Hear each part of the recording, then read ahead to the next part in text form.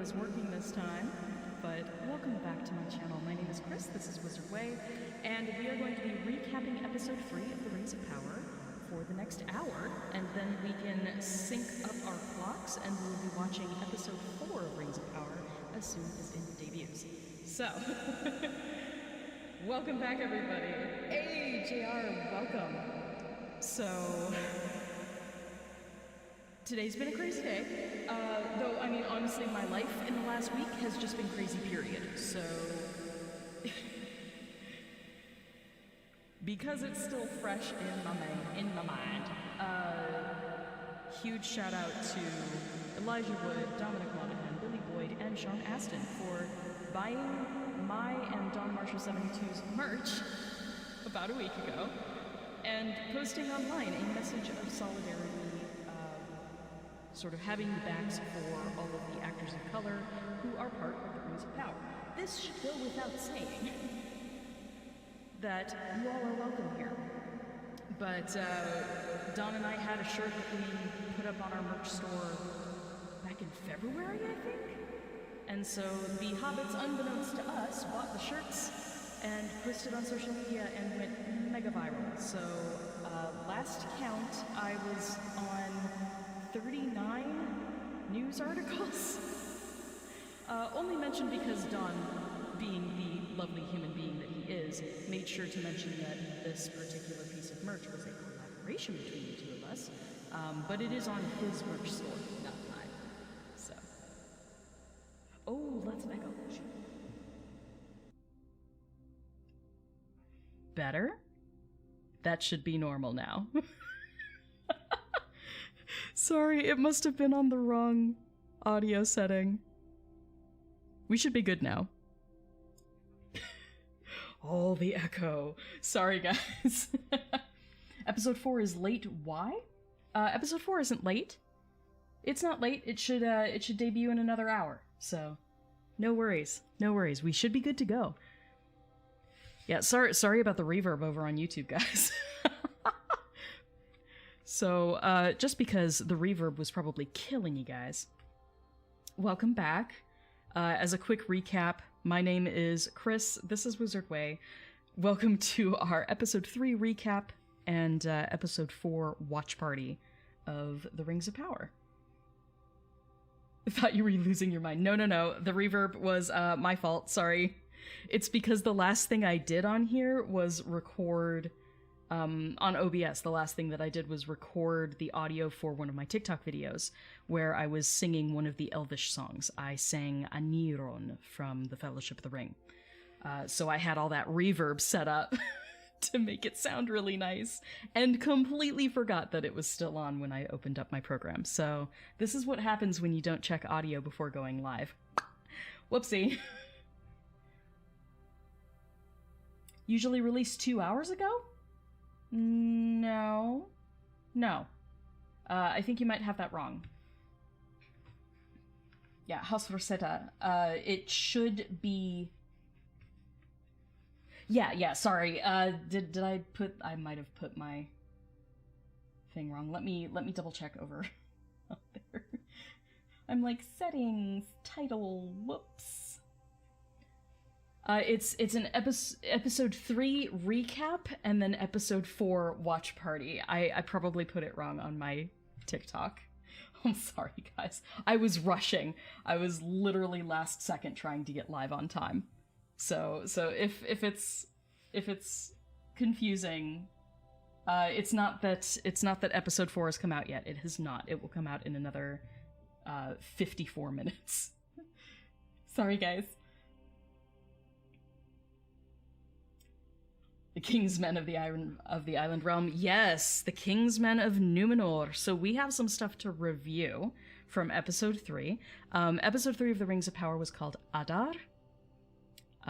So Adar is the Sindarin word for father. And this is sort of a recurring theme. Not only because we begin and end the episode with the mysterious Adar character that the orcs are worshipping / following. It is one of their leaders of some sort. But also, we got introduced to Elendil. So Elendil is the father of Isildur, Anarion, and non-canonical daughter Eärien. So in episode 3, we got introduced to the island nation of Numenor, and got some nice little nuggets of Eärendil. Sorry, not Eärendil, Elendil. Elendil is commonly known online now as Elendilf. So, good for him. Good for him. He's a very attractive man. Very attractive man. I'm not afraid to admit that. Adar. Everyone with the daddies and zaddies, like, y'all amuse the heck out of me. Oh, glad to hang out while cramming some homework. Hopefully I'm not too distracting, but yeah, feel free to chill for the next hour or so. Adar is Sauron's steward. That's what you're calling it? Hey, you know, from the little tiny preview that we got of episode 4, I do think that this is not Anatar. Now, I always knew it was a possibility that this could be Anatar or one of Anatar's forms, but there was a piece of dialogue that was teased saying, "I'm not a god, yet." And so that makes me think that perhaps this is a character we've never seen before, and not Anatar or Sauron in a form. Then again, like, are we really going to trust this character at their word? So it could very well be a form of Sauron. We don't know. We just don't know at this point. I will be here in an hour. So the plan is, the way that this works, is for the next hour, a little less than an hour, so the next 50 minutes or so, we will be recapping what happened in episode 3. And I do that simul-streaming on YouTube as well as over on TikTok. So, hi TikTok people! So y'all can join in for the recap, and then once I start doing the actual watch party, I will turn off TikTok, just to make sure that I'm not putting too much stress on my Wi-Fi as I start actually playing the stream of the episode as well. So, just to make sure that I don't have, like, buffering problems, we will shut down TikTok once we hit that point. So if you guys are over on TikTok, please follow the link in my bio over to my YouTube channel. Not only do I need the minutes watched over on YouTube in order to make money, which I can't currently do over on YouTube, but that is definitely the best way to support me. If you guys are actively trying to support me here on TikTok, please jump over to my YouTube channel for the entirety of the stream. That way, when we switch TikTok off, you'll still be able to sync up and maybe watch the episode with me if that's what you want to do. So with YouTube, we can't do a formal watch party, not in the way that you can do over on Twitch, because Twitch is owned by Amazon. So they have watch parties where you can actually, as long as you have a Prime account, you can watch the episode and my stream on the same page. We can't do that, unfortunately, over on YouTube. So what I do is I queue up the episode, and you queue up the episode wherever you're at. And then I do a countdown. I have a timer on my screen over on the YouTube page. And when I press start, you press start, and hopefully you'll see that your video is going at the same rate as mine, and we'll be able to at least watch close to each other. So that will be happening when the episode goes live. Hey, thank you so much for the corgis. Cute little corgi butt. But that's the plan. That is the plan. Justin Tater Tot, thank you so much. I'm excited for episode 4 too. We really left off on a cliffhanger. So I'm gonna switch up my screen over on YouTube. We're gonna switch up the screen, and where is it? There it is. Okay. So we're going to switch up the screen so that you guys can see my Twitter feed, and we're going to review all the Elvish details that were in episode 3. And there were a lot of them, so let's get to that so that I don't go over time. Hey, thank you so much for the hearts, guys. Please head to the link in my bio over to my YouTube channel. I do appreciate the gifts. That is amazing and so helpful. But definitely support me over on YouTube. I need the minutes watched over there. So jump on over if you can. I need to make Dadar merch. I still have Daddy Sorry merch over on my store. There's still Daddy Sorry, or Ada? Gohenonin. Ada? Gohenonin. I think I did Adag. Adag is like a cutesy word for daddy. So Daddy Sorry merch is still over on my store. I think Dawn and I are going to do something for simping for Sauron. Also, I just found out that my corrupted jump drive that got corrupted right before Comic-Con, I was heartbroken because all of my graphics and all of the merch designs that I had made for September, gone in a heartbeat. Turns out I was able to recover a couple key files, so my merch designs I was able to recover. So in the next, I want to say 24 to 48 hours, I'm really going to try and get it up. If you'll pardon the expression. I'm going to put up the listings for my Simping for Sauron September merch. So if you, like me, simp for the bad guys in Lord of the Rings, welcome to hashtag Simp for Sauron Sept. Simp for Sauron September. I have several Sauron-themed designs, including the tattoo design that I've made for my tattoo, because we did surpass not only 50,000 followers over on TikTok, but as of tonight, we also surpassed 60K.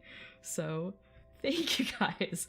I don't know what to do for 100K, but make it happen, and I'll ask y'all what you want me to do. 47 minutes. Yeah, okay, we're switching it up now. And of course it decides to not pull the screen like it did right before I started streaming. Okay, give me a second. We'll make it work.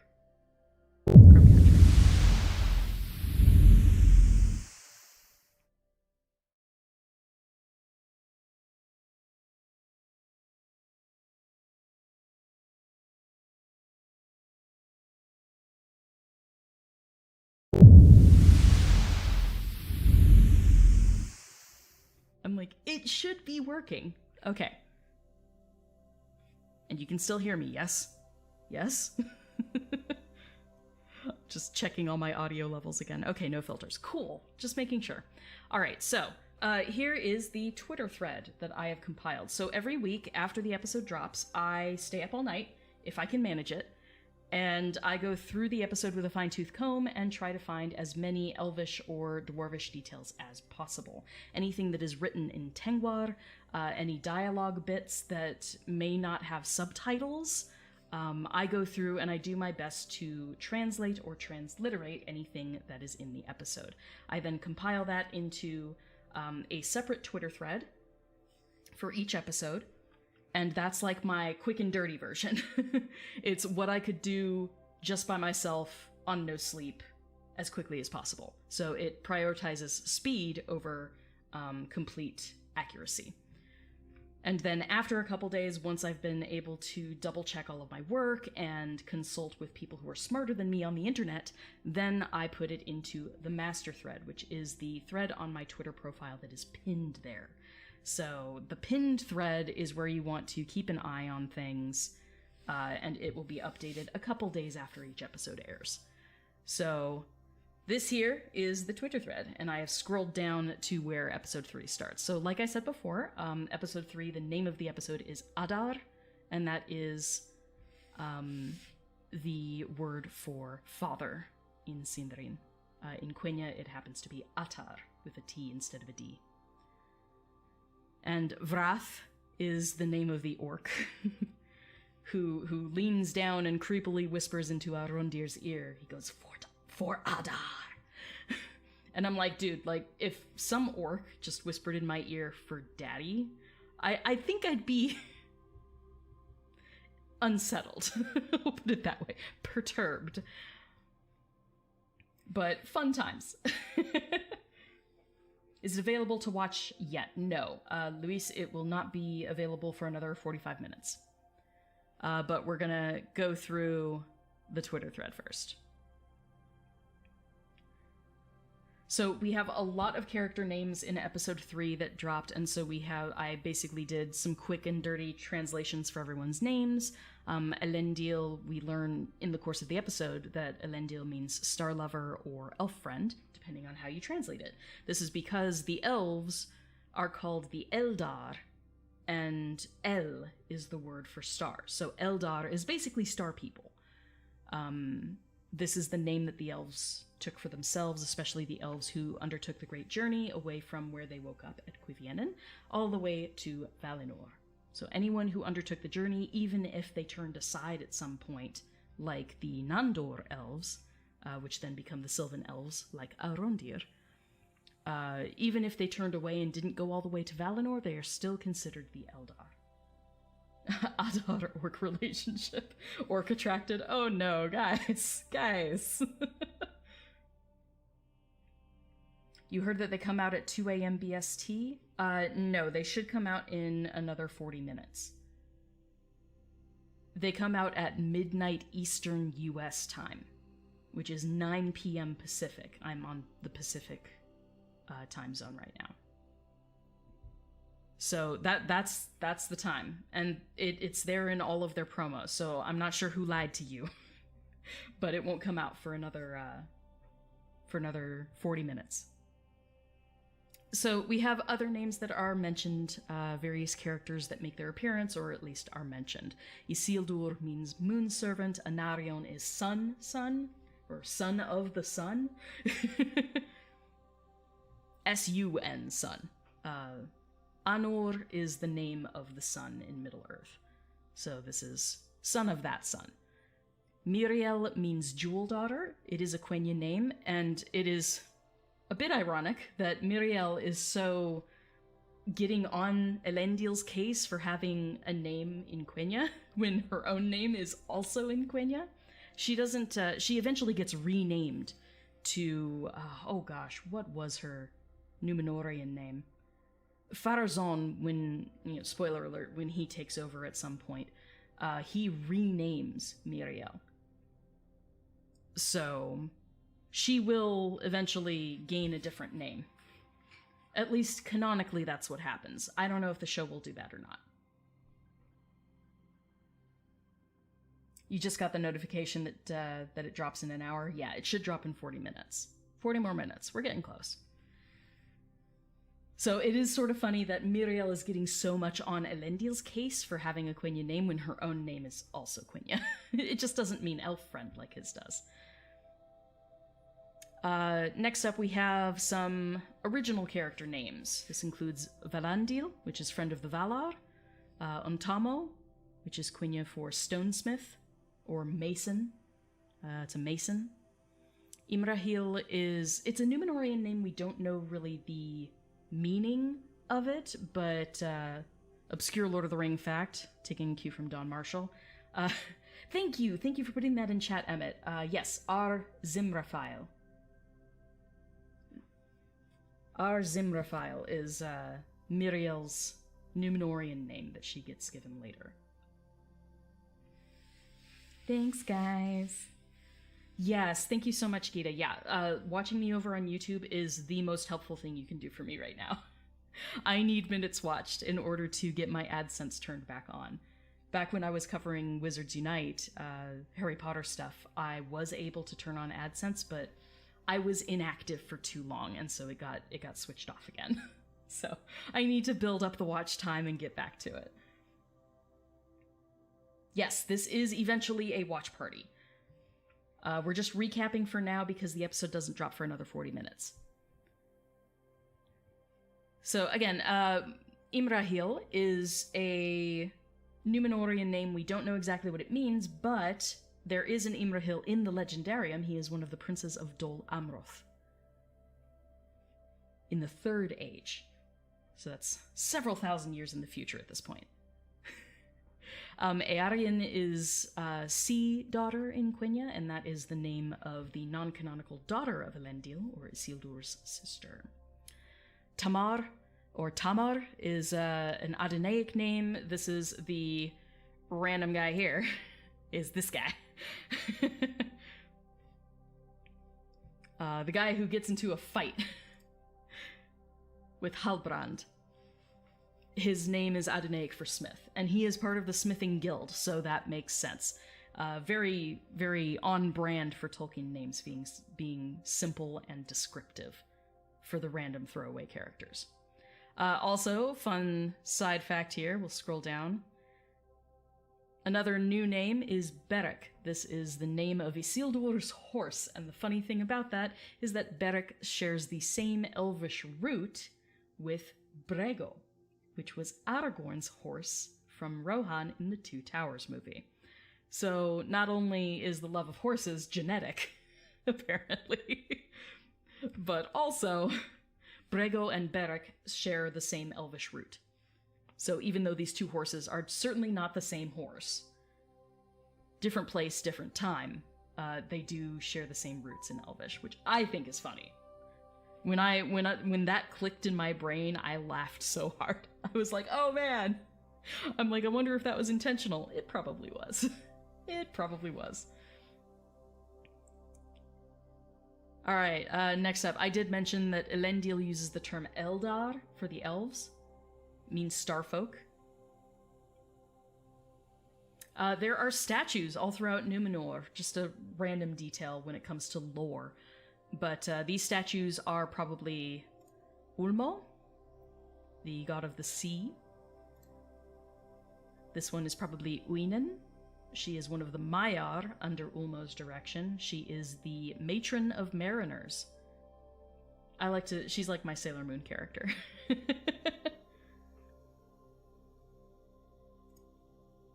And then the large statue in the center of Armenelos, which is the name of the capital city of Numenor, that big statue is supposed to be Earendil. So, Earendil.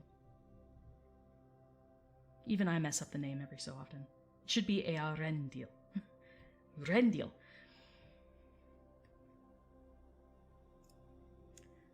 Another thing to note, and someone did point this out, I did notice it, but I didn't feel like commenting on it yet because it hasn't come to fruition.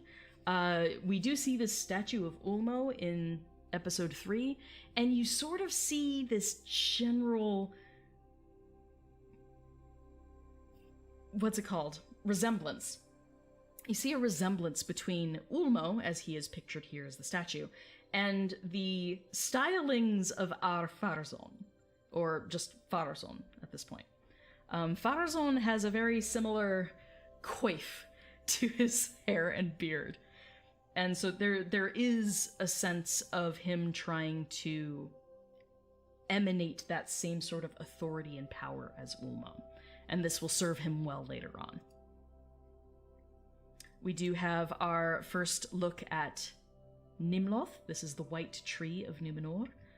It does come from a very long line of really important white trees. Originally from Galathilion, which is the silver tree of the Noldor in Tirion, which is over in Valinor. And then from that tree we got the silver tree called Celeborn. The tree Celeborn, not the character Celeborn. But Celeborn is the silver tree. It literally means silver tree in Sindarin. And that tree was put on Tol Eressëa, which is the furthest out island of the elves close to Valinor. And you can barely, teeny tiny, just manage to see it if you are on the highest point of the westernmost shore of Numenor, on a clear day with really good vision. So they're just barely within eyeshot of each other.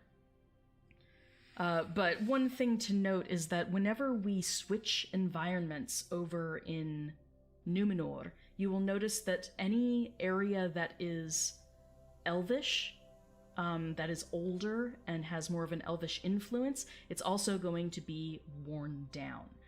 We see this later on with a shrine that is sort of tucked away in the corners of Numenor. But it's in disrepair. All of the stuff having to do with the elves is in disrepair because the Numenoreans don't have the best relationship with the elves at this point in time. They have let that relationship fall apart. So, I mean, you notice that there are weeds around the base of the tree in this image. All of the columns over here are falling apart. Like, there were obviously these beautiful archways that went around the entire area. You see hints of bits that are still there, but it's obviously just sort of fallen apart over time. So it's showing its age. No one has been maintaining this area. And that will come into play later, I'm sure. Avrondir, he is wearing a thumb ring in his scenes where he's amongst the orcs. And the thumb ring has Kirth on it, and they read, "May your arrows sing," I assume in Sindarin. The thumb ring is also functional. It's a guard grip for people who pull their bowstrings with their thumb and forefinger. If you pull like this, rather than pulling like this with your 3 middle fingers. So it actually does serve a function. I'm surprised the orcs didn't take that from him, but, you know, whatever. We do have a couple lines of dialogue. At one point, Revion says, Hunahraven. He yells Hunahraven at the orcs, and that's just cursing at them, calling them accursed beasts. Because they want them to cut down a tree. And elves don't like doing that, especially wood elves. And it's just heartbreaking to watch Arondir go up to the tree, puts his hand on the tree, and he asks for its forgiveness before he chops at it. It's so Tolkien, okay? Like, I know people are complaining about, like, lore accuracy. This is super accurate to lore. And to the very fiber of Tolkien's being. Like, the themes that of environmentalism that he wove into his stories are, like, super evident. They are baked into the foundation of Middle-earth, and the elves specifically. And so, poor Arondir having this moment where he just asks for the tree's forgiveness before he starts chopping at it. I'm wrecked. It's very sweet, but it's so sad. He's so sad. What does Beric mean? Beric was the horse's name, Isildur's horse's name. But it means... Gosh, I know this. We're going back up. It means... Did I not note what it means? I did. Okay, it's sudden or fierce. It's a primitive Elvish name. It's Middle Primitive Elvish, but that's what what Beric means. And that sort of sudden fierceness does sort of trickle down into the later form, which is Brego or Bregolas. So, sorry about that. I forgot to say. So, Arondir's line to the tree is Anin Apsine, which is Quenya. I have thoughts about why a Sylvan elf is speaking Quenya, but I think that would take me too long to explain, so we'll just continue. There is a reason why these elves who were contracted by Gil-galad to be down in the Southlands, watching over the humans there. Because of chain of command, it would make sense that all of these elves at least know basic rudimentary Quenya. Also, the orcs in this area probably have more dealings with the Sylvan elves than anybody else, and so if they did know Elvish at all, this is before the common tongue existed in Middle-earth, so if the orcs knew any Elvish, they would know Sindarin, so to speak something that they might not understand on purpose, you would choose to speak Quenya. So there are a couple different reasons, but I'll leave it at that. So here are the pictures of the shrine. Behind Elendil, you can see it's just in disrepair.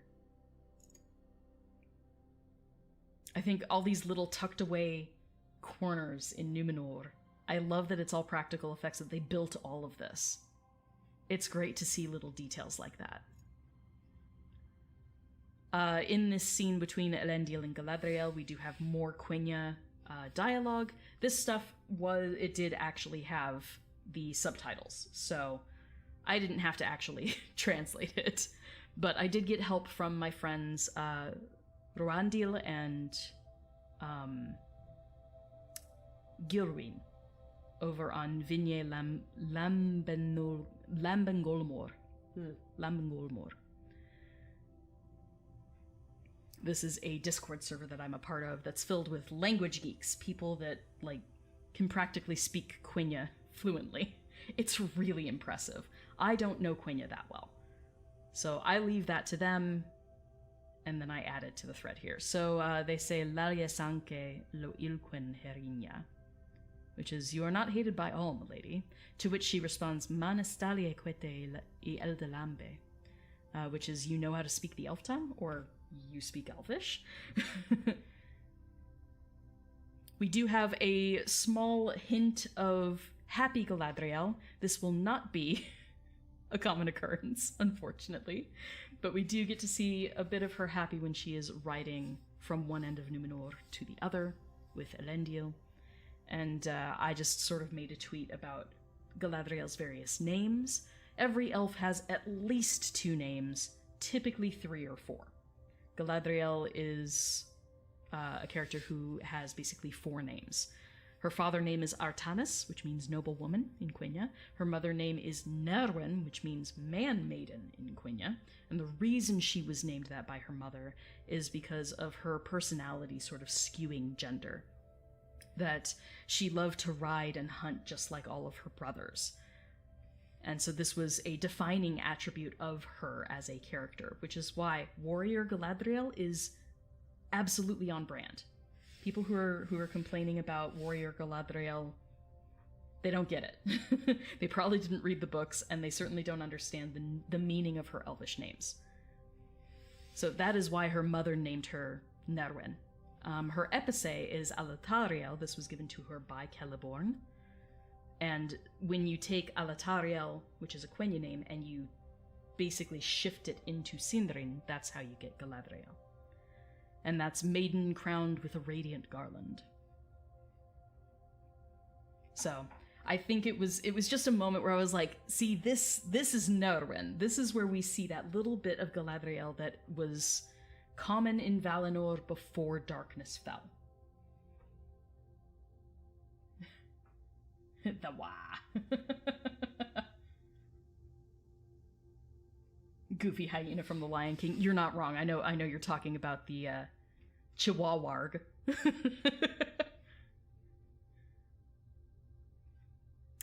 So in this other area, this older, more elvish influenced area of Numenor on the western coast, we have what was called the Hall of Lore. So Elendil takes Galadriel here. There are a couple details in the room that are really fun, like the 6-pointed star symbol that resembles Earendil's heraldry. It's down here on all of the bookshelves. This is likely meant to be Elros's heraldry, which I think is super fun. Really nice detail there, because Elros himself is the one who established this Hall of Lore. And we do get to see a tapestry depicting him and Elrond, his twin brother. So fun details. There were a couple documents here. This one is written in Tengwar, but basically it's in Quenya, and again, I don't speak Quenya, so I am relying on other people in order to decode and then translate this. I'm not sure that they'll ever get around to it. I can't force them. So if I ever get an update on what this page says, or even just bits and pieces from it, I will update you guys, but I personally cannot read it. I can read little tiny bits and pieces, like that's Elendil. So Elendil, the elf friend. But like, yeah, like this stuff, because of the creases and the highlights and lowlights of the screenshot, it's really hard to read. So there are tiny, like, I could read it, and there are probably bits that I could translate, but on the whole, it's too much for me. So any help that I get there is greatly appreciated. Also, we have some runes here. So again, everything is just a bit hard to read. We then have another piece of paper. This one has the Mark of Sauron on it, as well as Tengwar, that is supposedly Black Speech. Since Black Speech is not a fully formed language from Tolkien, we won't be able to actually translate it. If I ever get in contact with Carl Hostetter, who is the Elvish expert who actually worked on the Rings of Power, if I ever get in contact with him, I will totally ask what these things say, the general vibe of these various documents. Of course, one of the big reveals, spoiler alert, one of the big reveals in episode 3 is that this symbol that we've been seeing everywhere, from Galadriel's dead brother to the sword that Theo has, to the tablet up in Durnost, where Galadriel was in the first couple episodes with the elves in the frozen area, the Forodwaith, in the far north. This symbol is sort of recurring, and, you know, fanfare, it is a map. You turn it 90 degrees, and it's a map of Mordor. Us fans actually called this. We called this in advance when we first saw the symbol. Someone was like, that looks like Mordor. And I was like, you know what, you're probably right. Sure enough, that is exactly what it was. There is a puppet show that happens in the background when Elendil is having some one-on-one time with his kids. And we see them having a scenario where Galadriel is beating some large foe and saving Miriel, the Queen Regent. So this particular area of Numenor is likely much more sympathetic toward the elves, because otherwise they would be demonizing the elf, not praising the elf, being like, oh, look, and she saves Miriel. But it also tells you something about where Elendil and his family stand in the scheme of their opinions on elves. They are more sympathetic toward them. We do have a scene with Halbrand in prison because he starts a big fight. And while he definitely wins the fight, he loses the war, right? He gets tossed in prison. On the door jamb here, there are a few symbols in the Numenorean script, which, while it is original to the series, it has already been decoded. So when I try to read that in the script, what I saw was either shorn or shores. Shores would make sense based on the whole maritime feel of Numenor, but I can't prove it. I cannot prove it. And then we see another document here. This one is written in Numenorean script, and it's not clear enough for me to read. I tried. There are a couple characters that are clear, like this one right here is a D. But a lot of these, I can't tell where they're connected and where they aren't connected. And that makes a huge difference when you're reading it. So, unfortunately, I don't have any more detail there to share. Another big reveal from the episode, Halbrand is of royal lineage, much like Aragorn was. The symbol on the paper matches the symbol on his medallion necklace that he has with his pouch, that he carries around with him. So apparently, he is from the Southlands, but he is, or would have been, the king of the Southlands. So we have a very Aragorn vibe going on here. This is where some people's theories kick in about there being multiple timelines, that perhaps Theo and Halbrand are actually the same person. And when we see the meteors streak by in episode 2, or was it episode 1? Episode 1 or 2, I forget.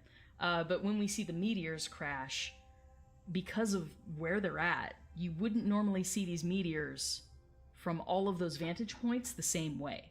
It wouldn't be visible like that. There's too much space in between, you know, where the hobbits are versus where Numenor is versus where Galadriel was on the ship versus where Arondir and everyone is in the Southlands. Like, there's too much space there. It doesn't make sense.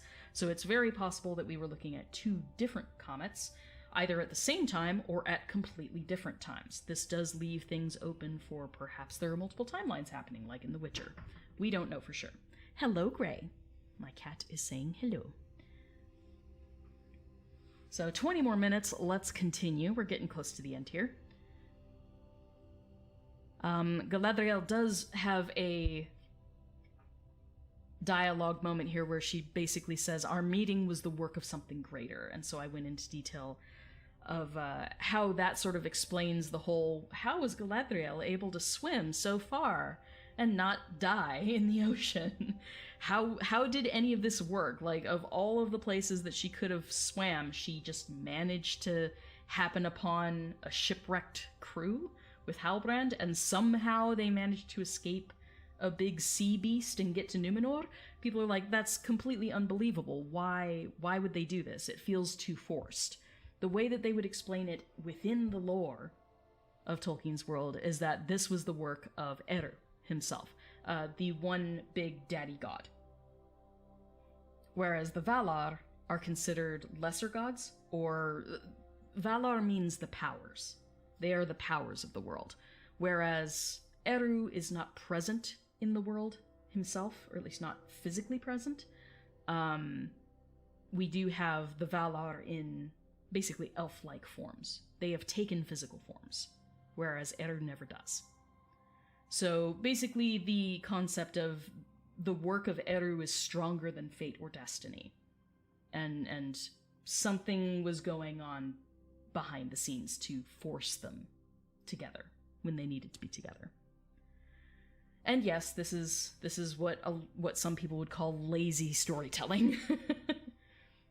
But you had to get one of the characters to Numenor, or else you wouldn't be able to work in Numenor at the same time as the other plot lines. It would have been impossible. Chance meeting. Yeah, chance? Yeah. Same thing. Fate, chance, predestination, destiny, all of these things. You may pick whatever term you prefer. We also have a moment where Miriel, at the end of the episode, is talking to her father. Her father's name is Tar Palantir.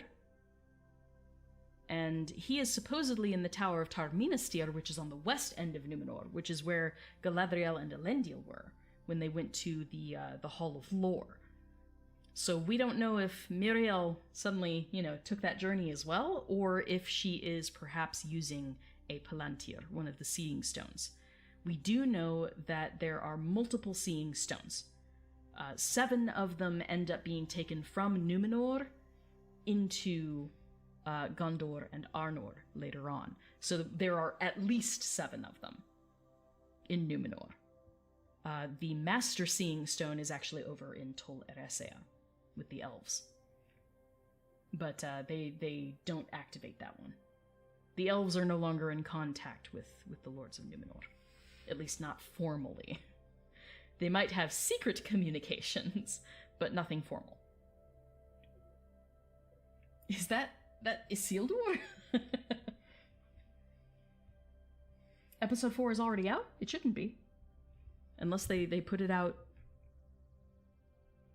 Excuse me, go on, Gray. Sorry, sweetie. My cat wants to interfere. It shouldn't be out for another 15 minutes. If it's already out, that's cool, but I'll get to it in 15. I'll check on it. We do have a fun little detail here. It's kind of at the bottom of the screen for you guys, but Nori, our little Harfoot main character, she has a little tiny star trinket on her necklace. That's something that I noticed when I was watching through it. And seeing as the Harfoots don't craft any of this stuff themselves, certainly nothing metal was crafted by them. Or if it was, it would be far more rudimentary. This means that this must have been something that the elves dropped at some point, and she foraged. She found it somewhere. And she put it on her necklace. But I thought it was interesting that you would have something from the star theme, which is very indicating the elves. I thought that it was interesting that you would find something like that on Nori, of all people.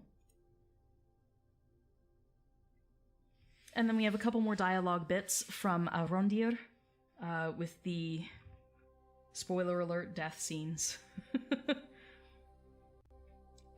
He is battling the Chihuahuarg, as we call him affectionately. Basically a warg that looks kind of like a demented chihuahua. The angry chihuahua.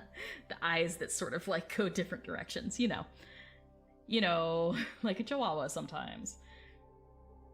Or like a hyena, much like the Lion King, like you guys were saying. Yeah, touched by the stars, exactly. So we do have a moment where Arondir is, holding back the warg with his chain.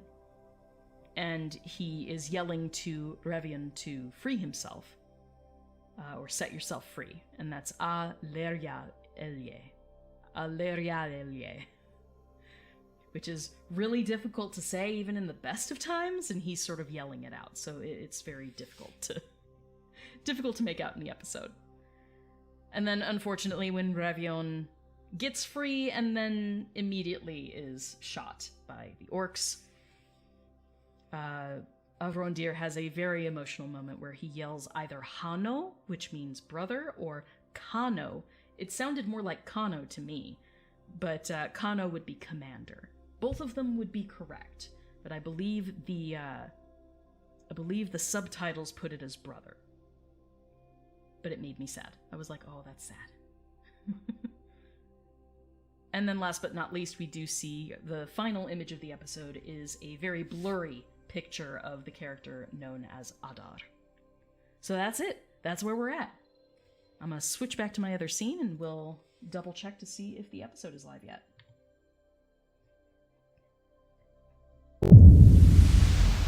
Okay.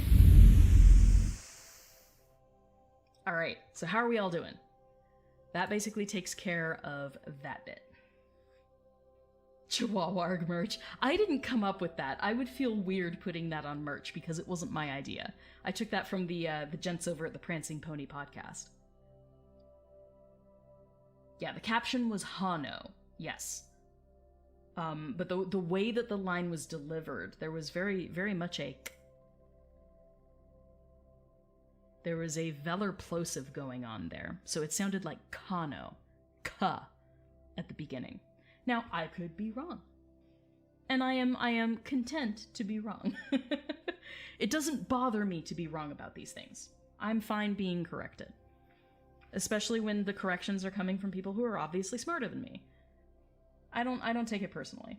There's no reason I should. I want you guys to have the most accurate information. So yes, the subtitles put it as Hano, which means brother, but it sounded more like Kano, so I did put that alternate meaning there just in case, but that means commander. It is live? Okay, let's double check then. Episodes. It is live. Huh, okay. Maybe it dropped like you guys said, maybe it was live a while ago. It's okay if it was, but let's cue it up then. Alright. Just going to cue it. There's probably going to be an ad, so I'm going to skip that really quickly, and then I'll pause it right at the beginning. And then we'll do a countdown.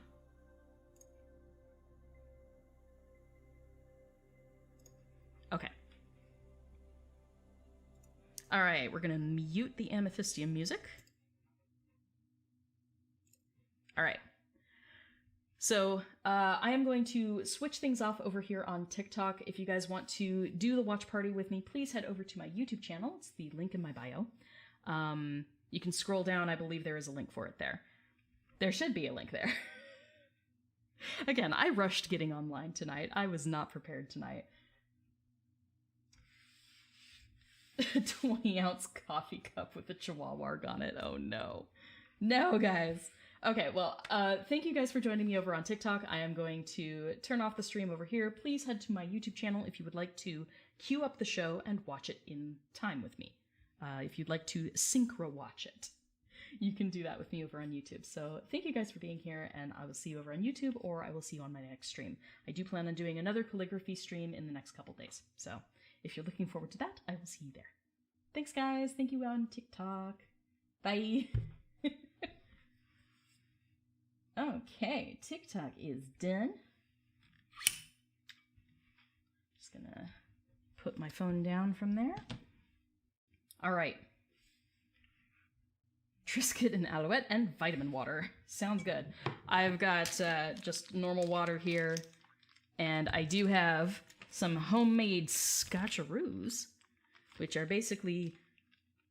They're like Rice Krispie treats, but they're made with peanut butter, chocolate chips, and butterscotch chips. So, like, deluxe. Very deluxe.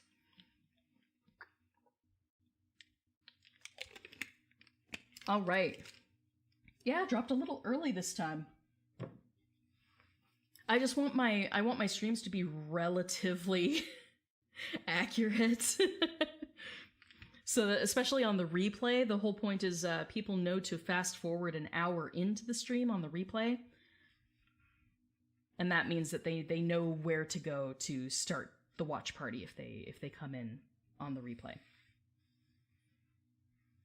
You already like the thumbnail for the next episode? Well, now you're making me curious. Shoot. All right, I'm gonna look at it. Is it on the extras?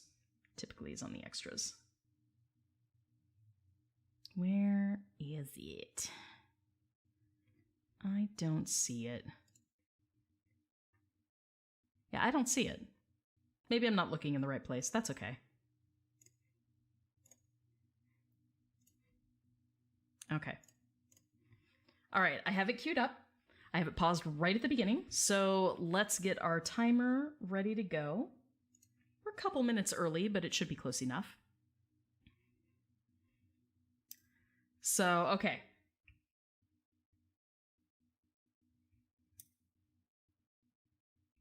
It's not under episodes. Yeah, I didn't see it under episodes. I was looking under the extras as well, but I didn't see it there either.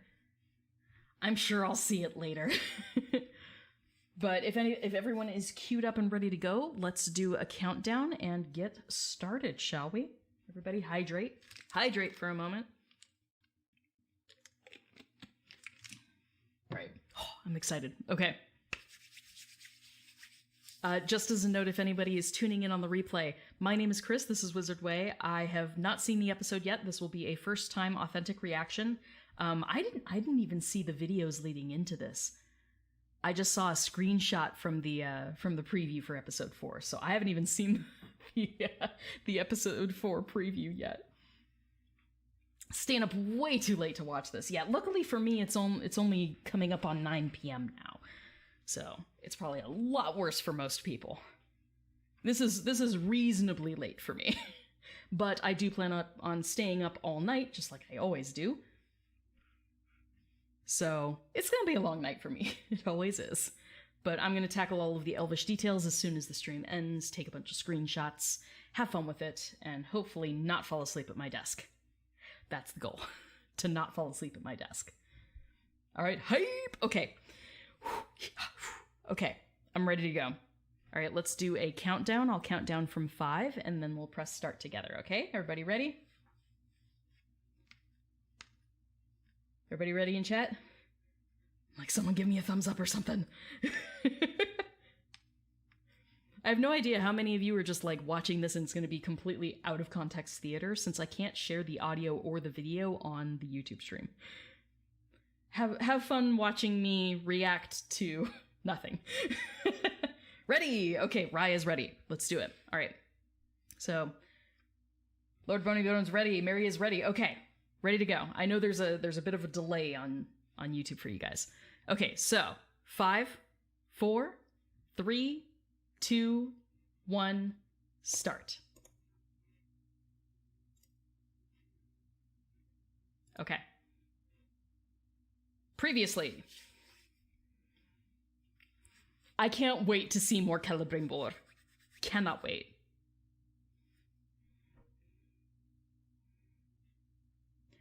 Elrond, Disa, and Durin, best relationship vibes I've ever seen.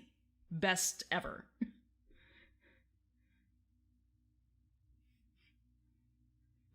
It's very, very cool to see a little bit more of a family dynamic between Elendil, Isildur, and Eärien. Oh man, the broken bones. Why do we always have to get the broken bones sound in the recap? I hate that. It's so bad.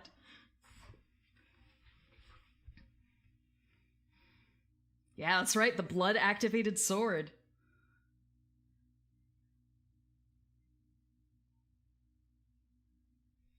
Okay. Yeah, we didn't see anything of Bronwyn or Theo in the last episode. Bringing into Adar. Here we go.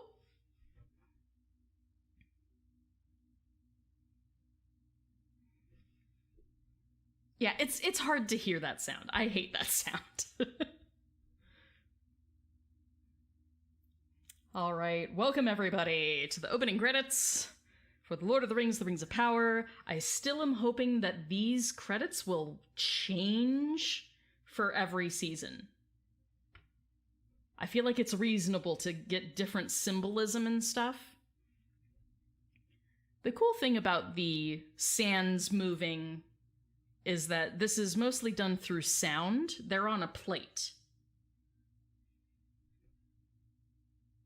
And it's supposed to sort of refer back to the way that Middle-earth, all of Arda, was created through the sound of song. It was the song of the Ainur that created the world. So I think having that vibration is kind of a fun reference to that. And we do see like some dark colors swirling in. I'm hoping they're going to do some stuff with that. Shout out JD Payne, Patrick McKay, and Lindsay Weber. I got to meet them. Great people.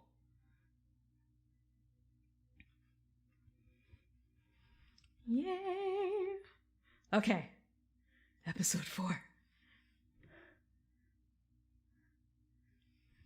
Episode 4. Episode 4. Okay, this one is directed by Wayne again. Same guy who directed episode 3.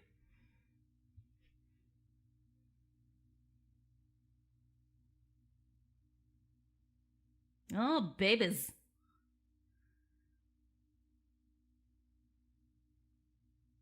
This is kind of cool.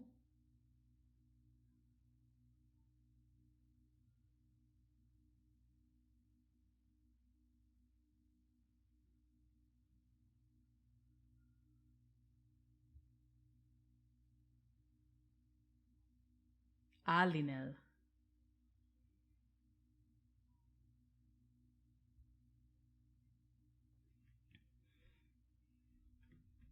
Ooh, earthquake?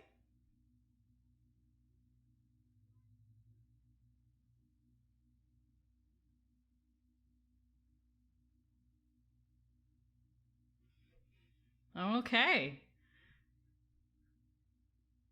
Ooh, I just got chills seeing the petals from Nimloth. And they did that push zoom. I love when they do that. Oh, yikes. This has gotta be a dream sequence, because this doesn't happen yet. But what a bad omen to have in your dreams. Irmo is messing with you.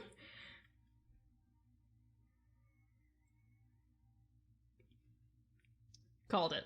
But still. Oh, I have goosebumps. That's just a tiny hint of the fall of Numenor, and that is terrifying.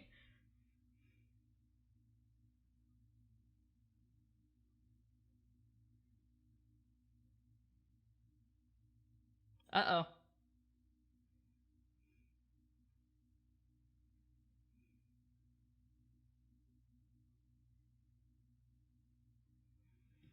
Tamar's starting some shit. Oh, Kemen! Our first look at Kemen, dead man walking. I'm calling it now.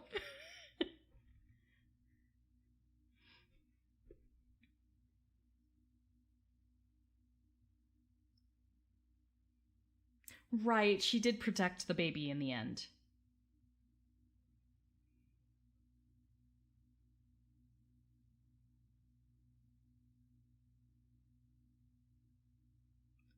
Harsh. Wants him to be wise, not clever.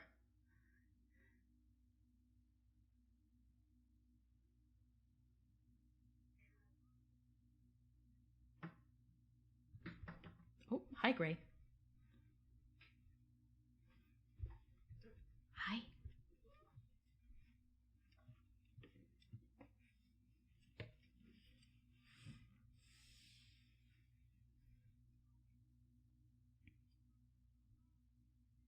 Ooh.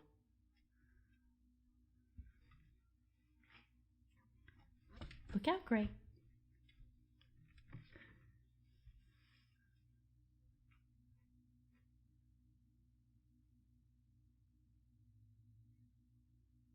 Tamar's just salty because he got the shit beaten out of him.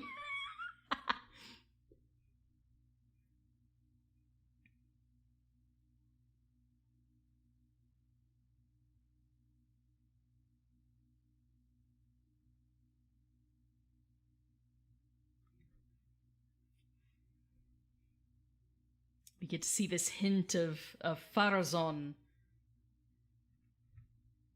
showing his influence. He's like, one elf could threaten us? He's like, absolutely frickin' not. He's like, have more faith in this realm than that. You see the way he commands, where he just has a wonderful presence in front of a crowd.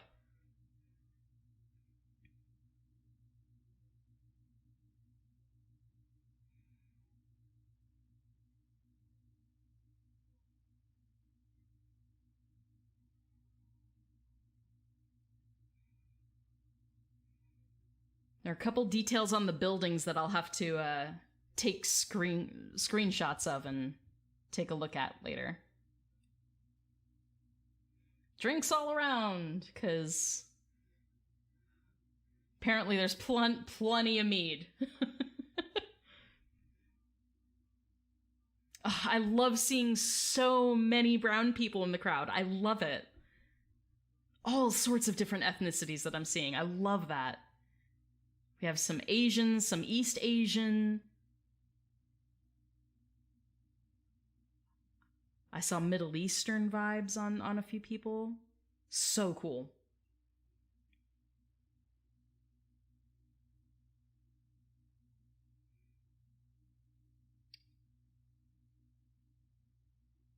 Okay.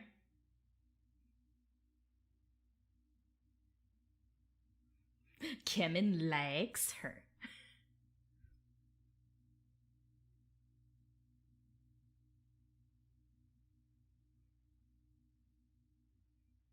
I think it's cool, like, she went right into that Builders Guild, like, super fast. Oh, much better look at the document there. I'm totally gonna take a look at it. Steel.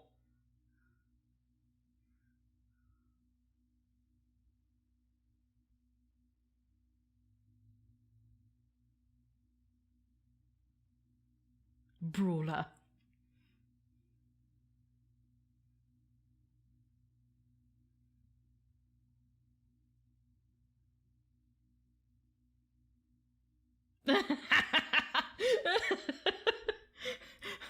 That was not the vibe, Elendil.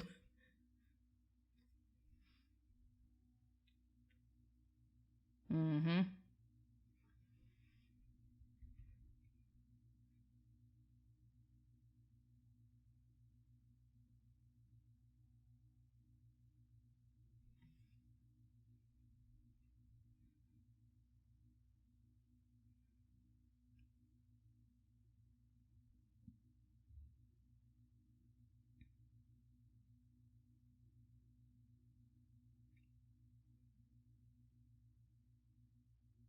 There's such intensity behind Morva's eyes.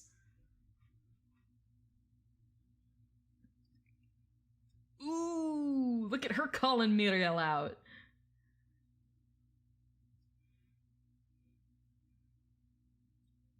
Love that Galadriel, like, just immediately calls her out on not all of Numenor is united. This is not a united realm right now. The music changes.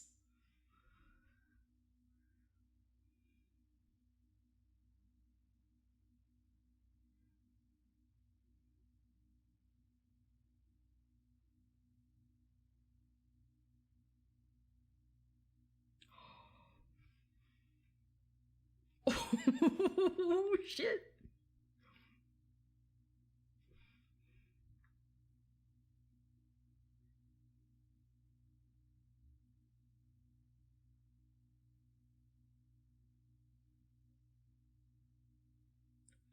Oh, damn. Them's fighting words. Yeah. I am not at all surprised. And in irons. Tavern brawl. Yeah, definitely sedition. Halbrand's like, man, that didn't go well. And back to Isildur. Hey, Marty! Good to see you from Argentina.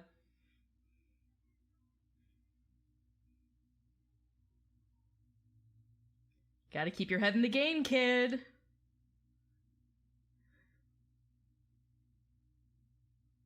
Okay, who's calling him? Whose voice is it, do you think? Do we think it's, because it's female, so is it Uinen? The Maya Uinen?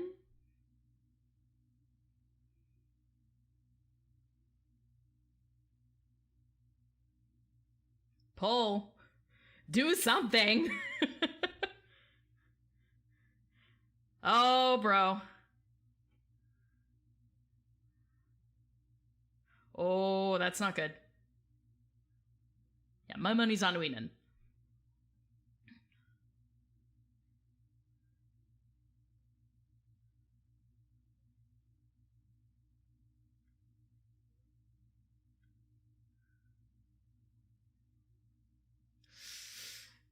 Yeah, oh no, not his friends too. Oh, that's bad.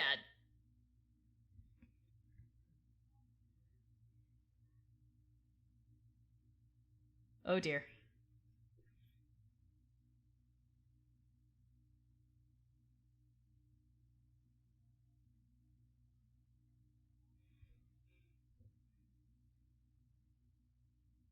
Poor Valandil.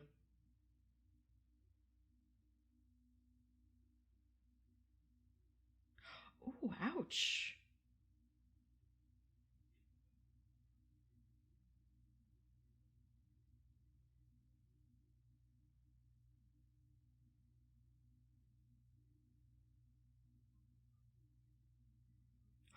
Oh, low blow, bro.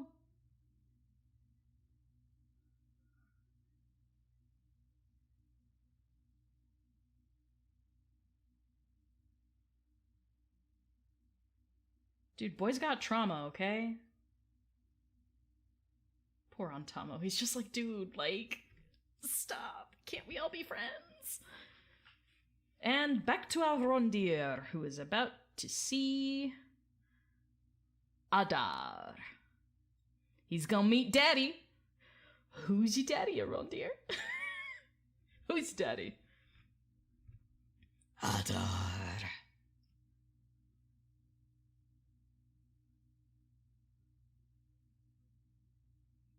Why do I sense a mercy killing coming? Like, Adar's just gonna be like, shink. I feel like that would be on brand. Like, his first act on screen is to kill one of his own. Oh, there he is. Our first good look at him.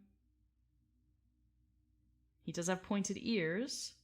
The theory that this is the first, corrupted elf is possible. Don't fall for Daddy's charm.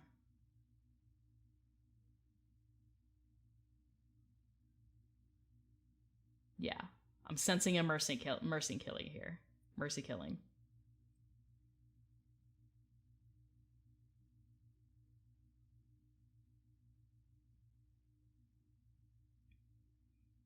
A face only a father could love, right? Am I right? Called it. There's emotion there. Oh, man. Like, that gave him no pleasure. This is someone who cares about the orcs.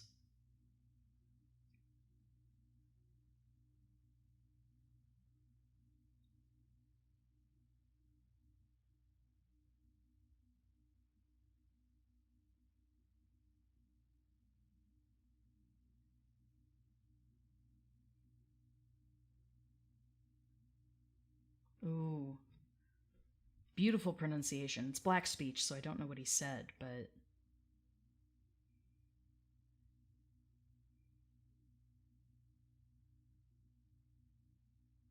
Oh, what great lighting. So dramatic.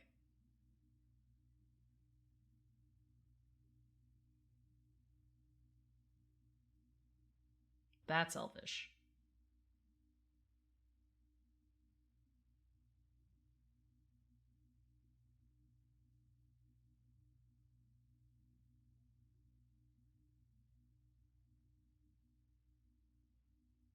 Maneliers, who are you?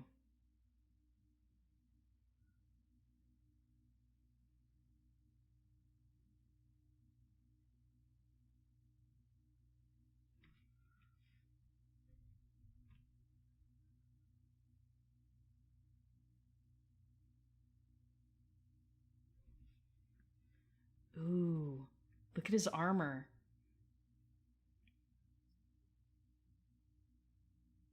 Yeah, definitely Quenya. Why do the orcs call you father? Down, Fido! Down, Bessie! Chihuahuarg.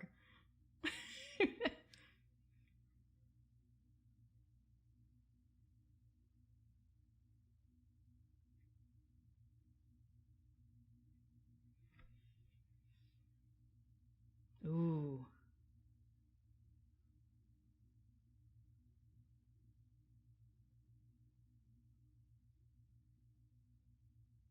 Oh, I love the music.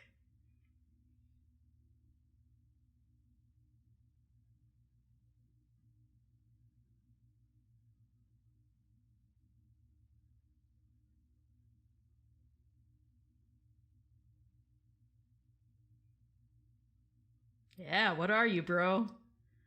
Inquiring minds.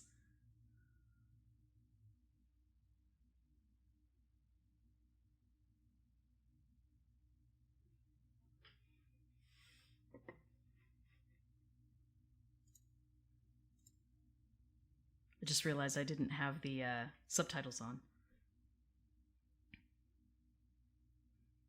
Relay a message. Well, Arondir gets to go where his boo is. Yeah, I like them showing that the orcs are like a tribe. They are a family. This is the person they consider father.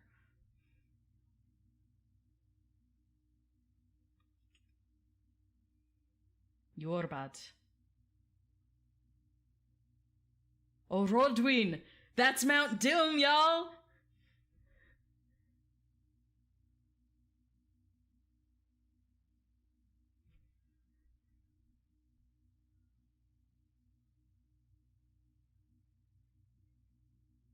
It gave you the right. It was translating the Quenya? Dang. Yeah, I only just now realized I didn't have the subtitles on. My bad.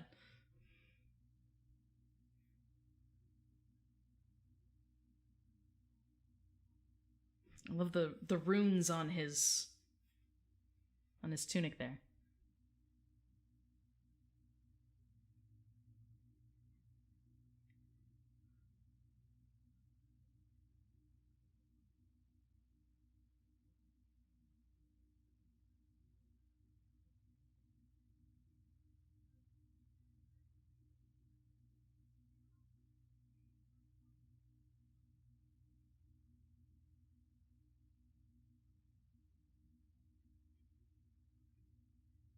Part of the solution? Part of the problem. This guy's got a lot of anger, guys. It's not gonna be an easy road for this kid. Oh dear, and there's his friend.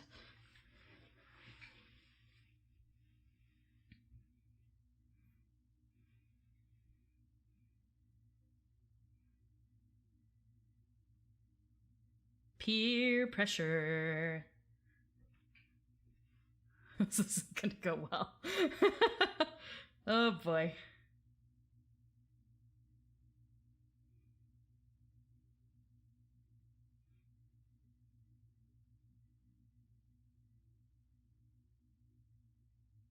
Theo's so angsty and kind of annoying. Absolutely. Rowan, that's his name. Okay.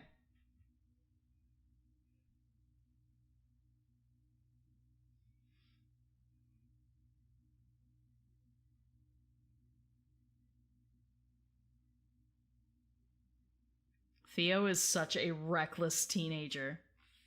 Like, I'm living for it, but like, he's gonna cause so much trouble. I love the sound editing. You can almost smell the decay with all of the flies and stuff that are put in the mix. Well done.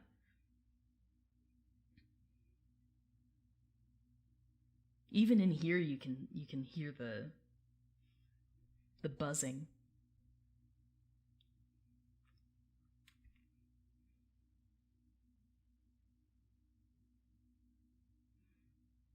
I would not trust that grain. Something's just been laying on the ground like that for a while. Oh, that doesn't bode well. Does not bode well. Oh, that's bad. Because this kid knows. Rowan knows. The darkness brings orcs. Because orcs only move in darkness. Or in shade as much as possible. They would totally wait for cloud cover like this. Yeah, this is bad. Oh, okay. Oh, Jid! That's Wrath. That's Jid Brophy.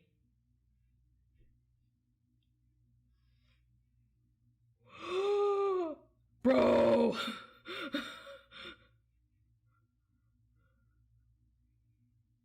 could hear the whispers and then... Oh, man!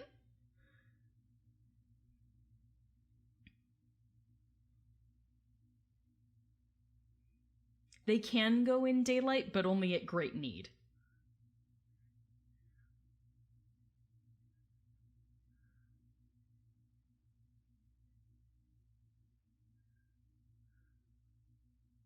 Oh dear. He has the hilt. Oh boy. Okay.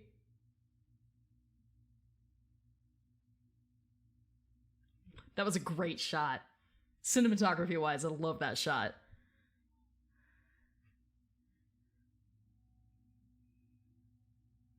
No, no, no, no, no, no, no, no, no!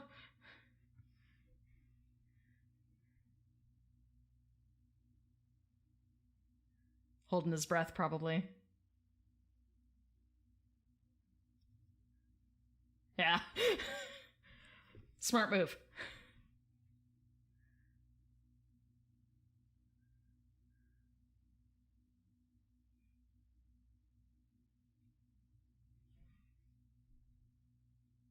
Okay, so we fast-forwarded a bit.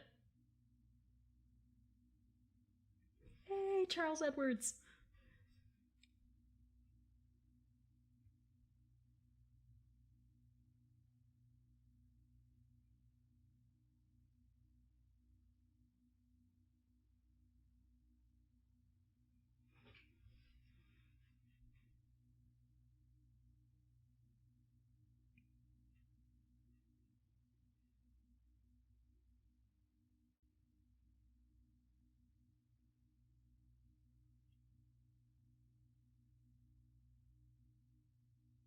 Yarendil had that way.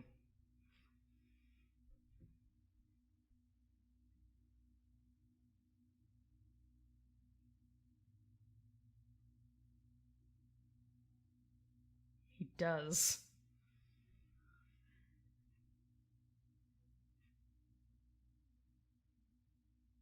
Durin.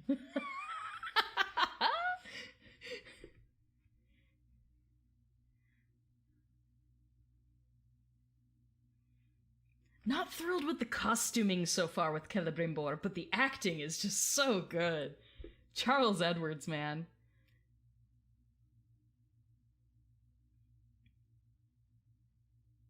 "19 work teams.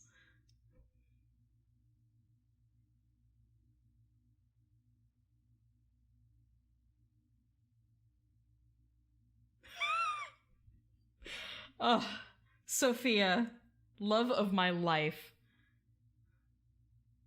See, those pillars there. I translated those in episode 1, I think? No, episode 2. Episode 2.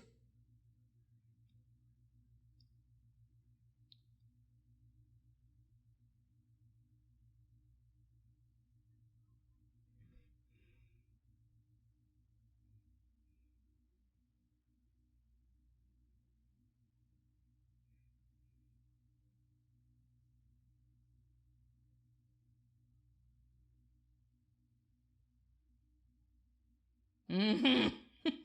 I love her so much.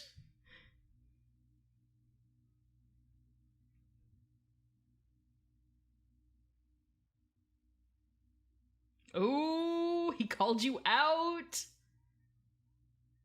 Garda?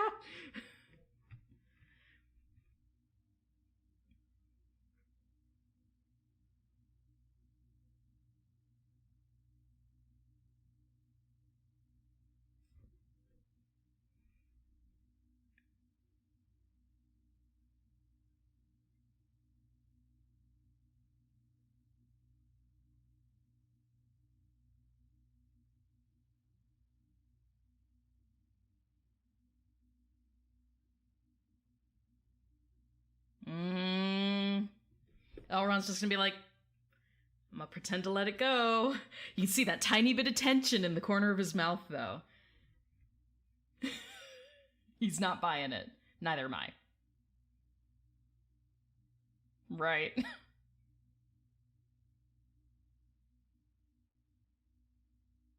She's like, why'd you make me lie?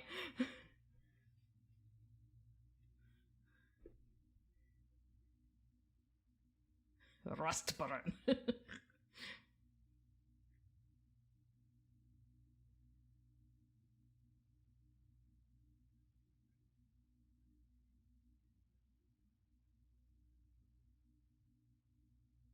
Yeah, I'm like, elves have, like, really good hearing, though. Ridiculously good hearing.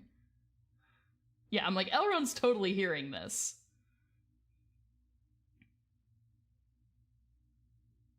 Yes.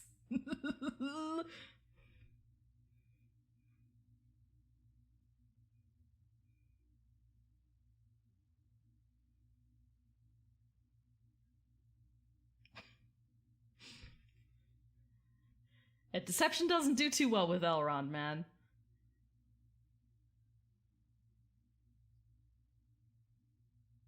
Yeah, that is nice that Dissa's making food for her family. Like, she's basically royalty.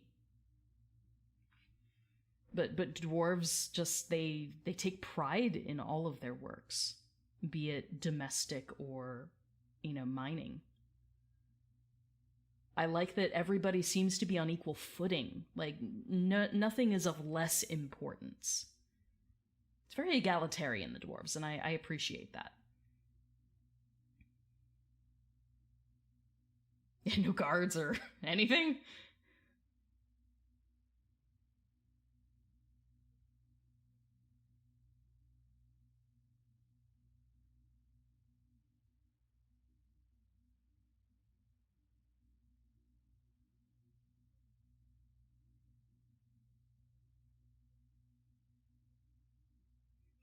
Nice.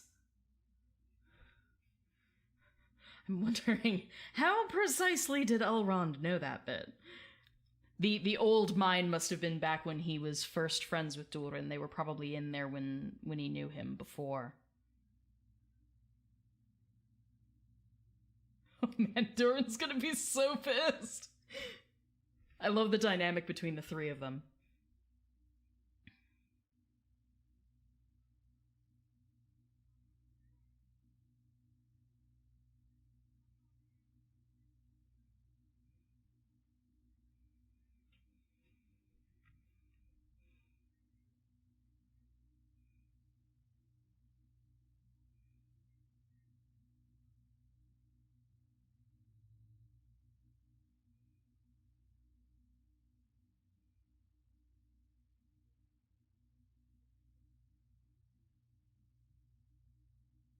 Yeah.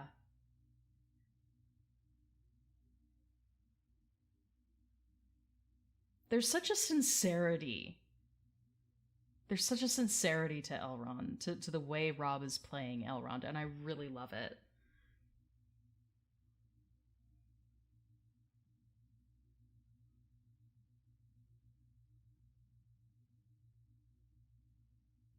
That's a yeah, that's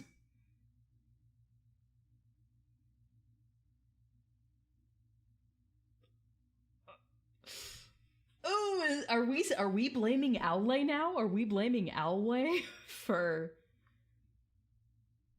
the suffering of Elrond after this moment? I mean, he's already been through some shit, but like, it gets worse.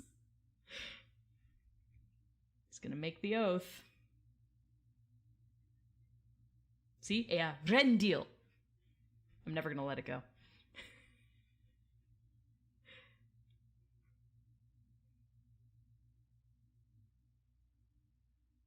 Oaths are not to be made lightly. Elrond knows that better than most.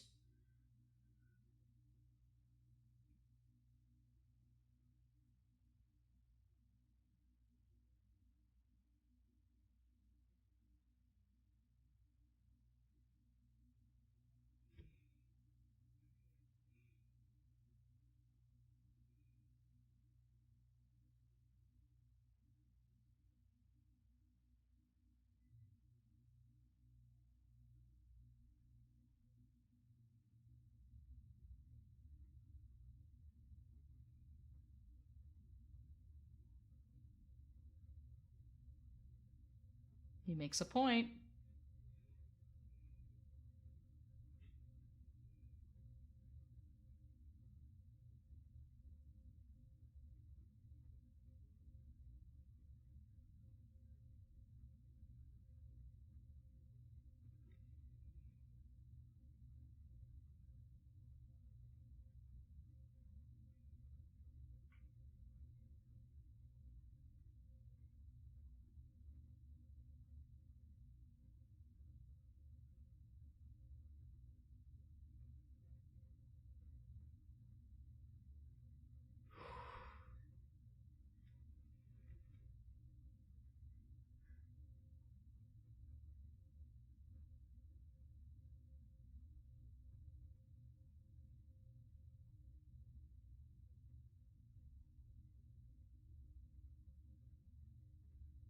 Ooh. So he keeps it, but he's not supposed to share it? It's gonna fall out of his pocket or something. Secret out.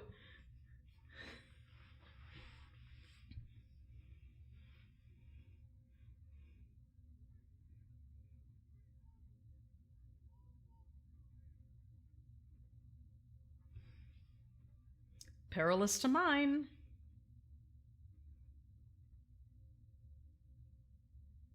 From one earthquake to another, right? Even though it was a dreamscape.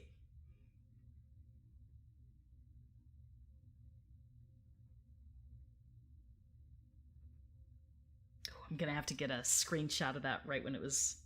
before it closed.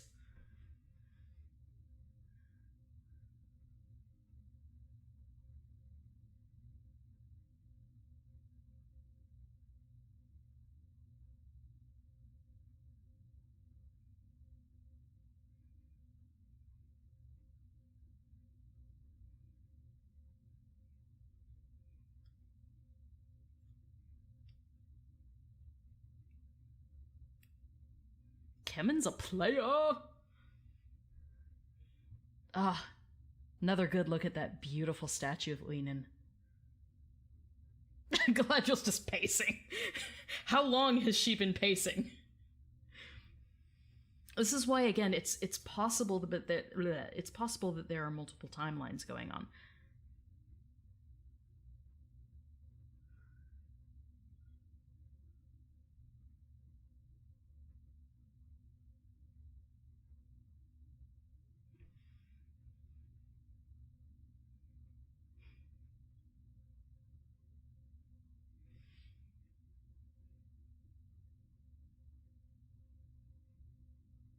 Yeah, she never sat down. Not once.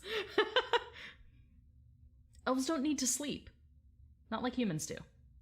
She could be pacing and getting a full night's sleep at the same time. Canonically.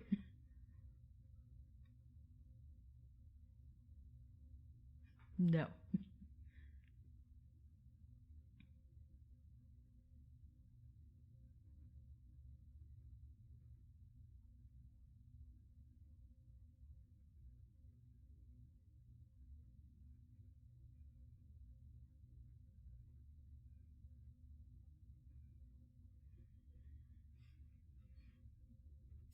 Mm-hmm.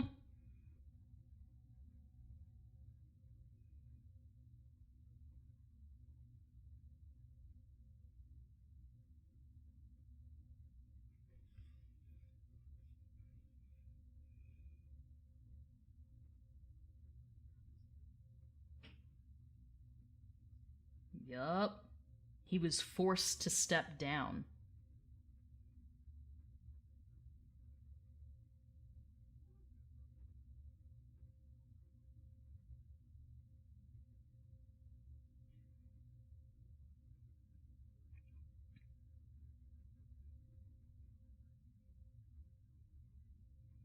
Mm-hmm. Did the queen really authorize this, or is this just Farazon doing his own thing?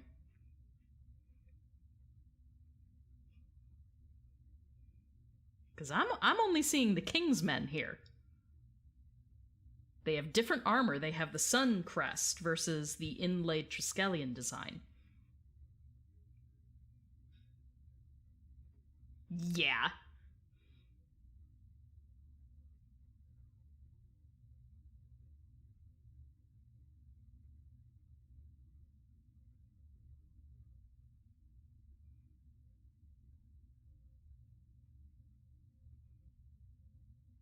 Mm-hmm. Very chaotic neutral with Halbrand. I'm kind of enjoying that.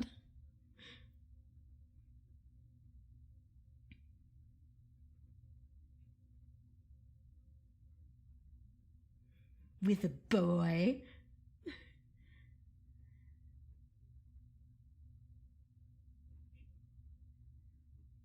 He self-sabotaged.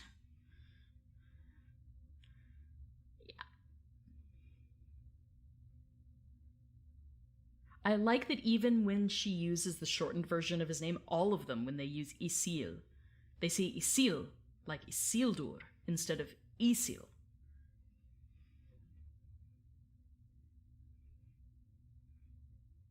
Beautiful artwork behind them.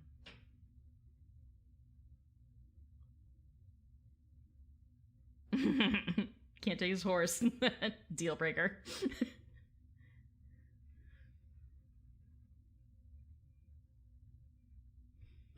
Ba-ba-ba-bum.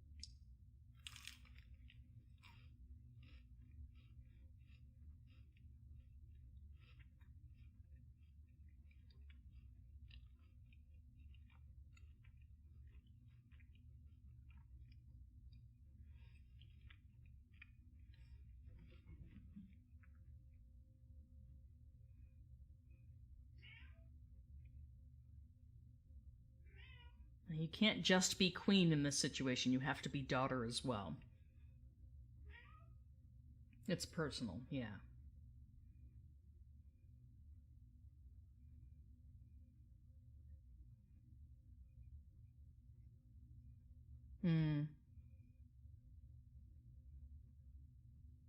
This is because,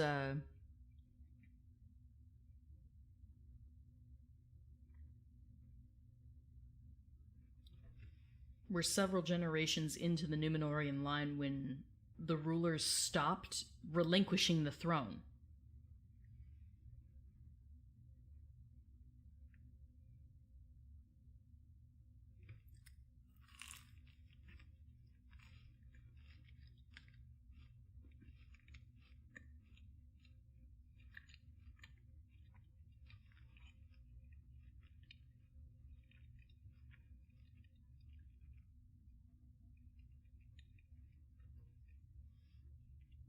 God, look at all the beautiful details.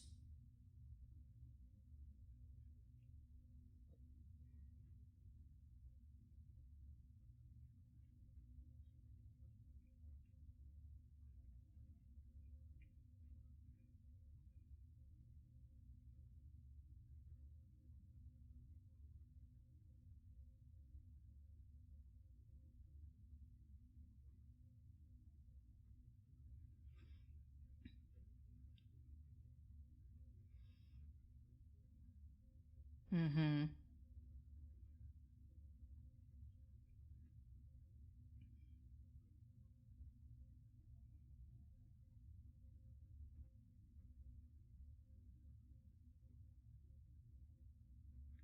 Okay.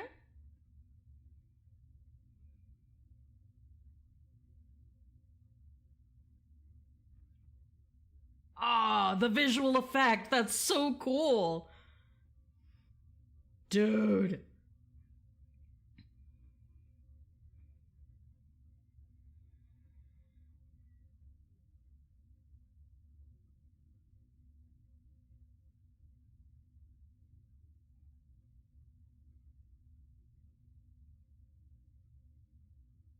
Ba-ba-ba-bum.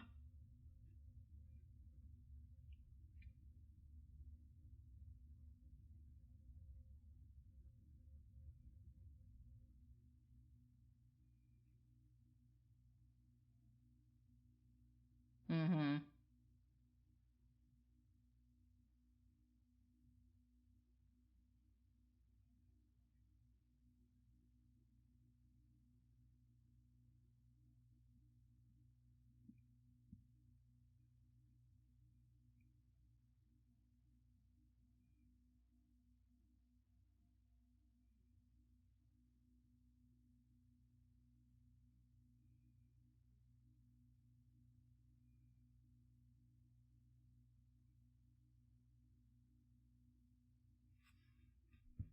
Mm-hmm.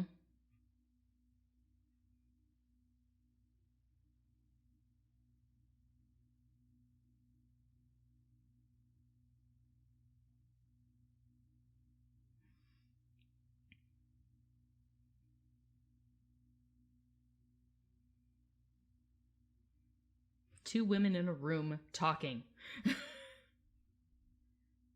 So good. Exactly. Two queens in their own right.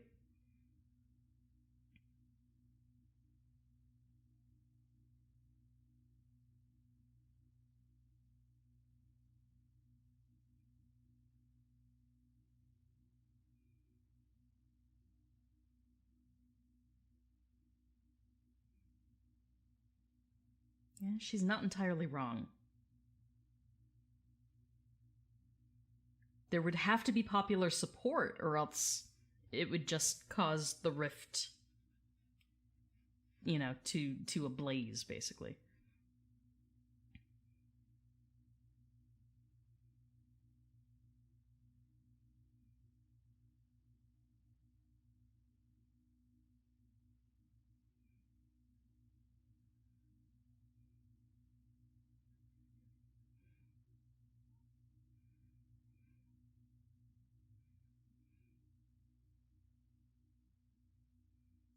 And yet, where yet? Still in the well. Oh, man.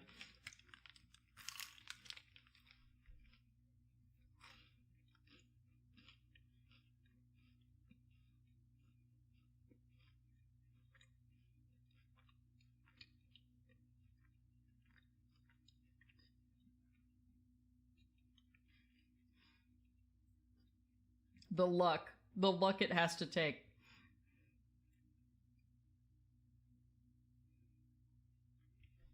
Ooh. He's mon boy. I love that he smells the air. Because, you know, man flesh.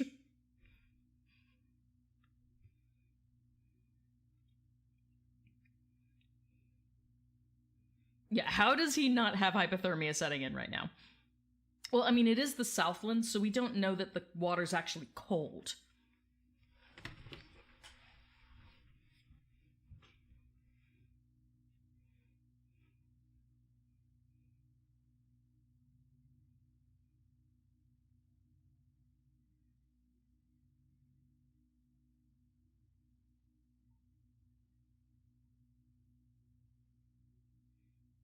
So lucky.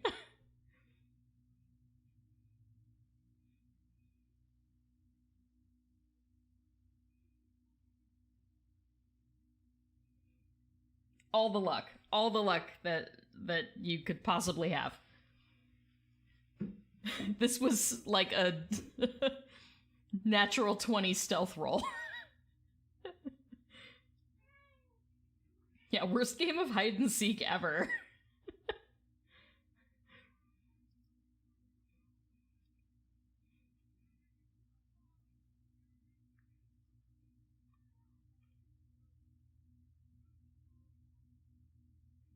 Ooh!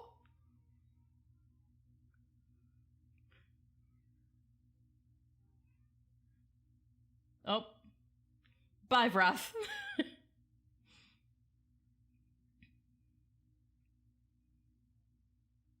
Yeah, Arondir. I love this guy.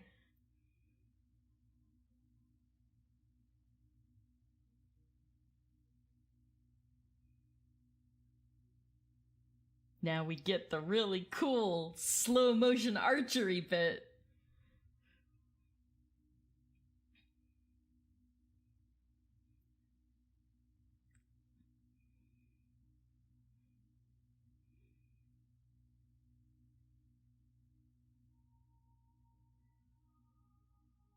Reflexes like a cat! Ah, that's so good. That's a lot of orcs, though.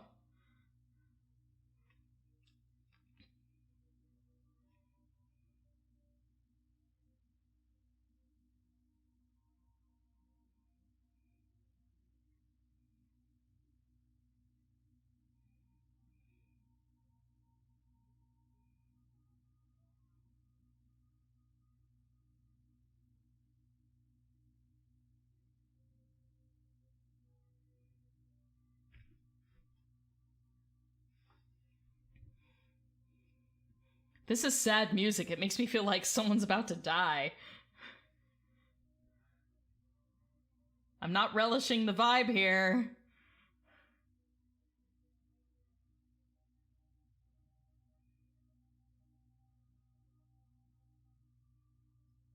They're gonna be surrounded so freaking fast.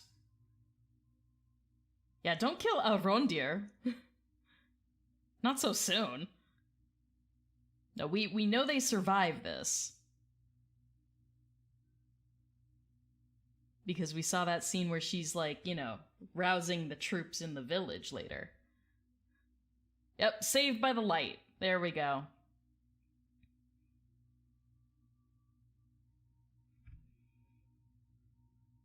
Oh, beautiful vocalization. Ooh, shivers.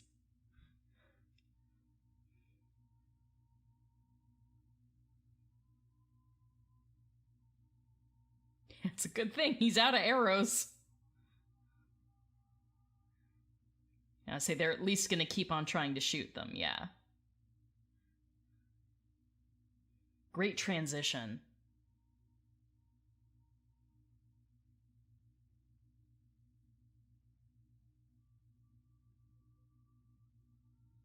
Dude, all of that was Dissa? Bro! I have all the freaking goosebumps right now. Oh my lord.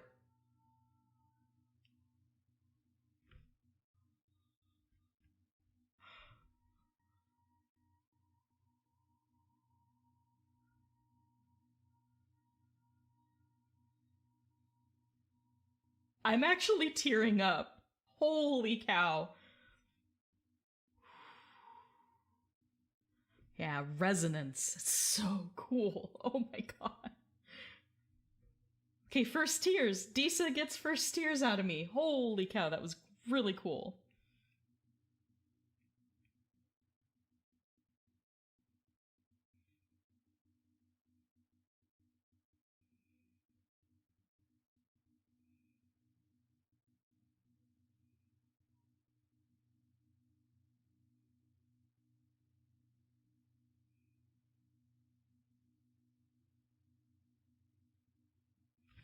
The dynamic between the three of them is so good!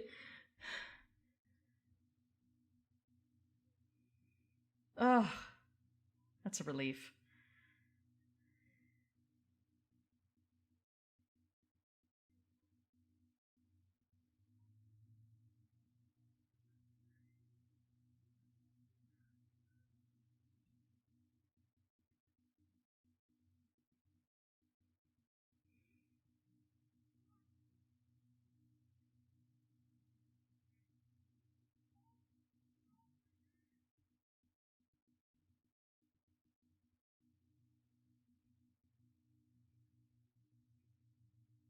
That's gotta be complicated for Elrond to hear, seeing as he can't converse with his father.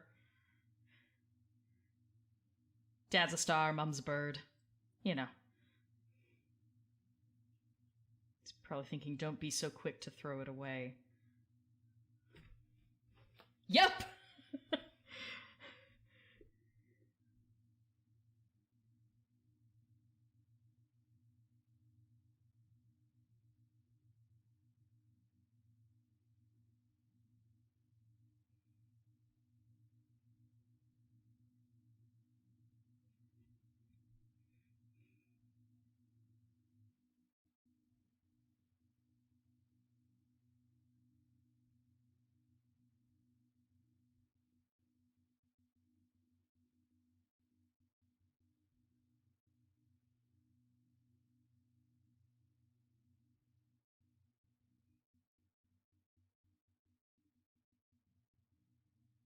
There's such a burden there.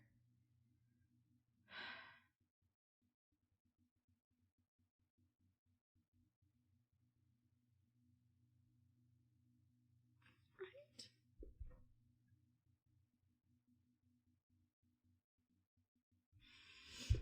That hits hard, guys. Sorry.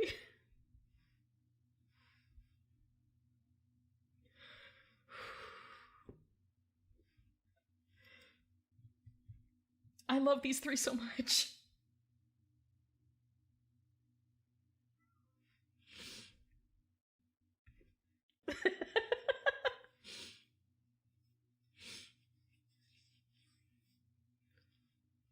Oh no!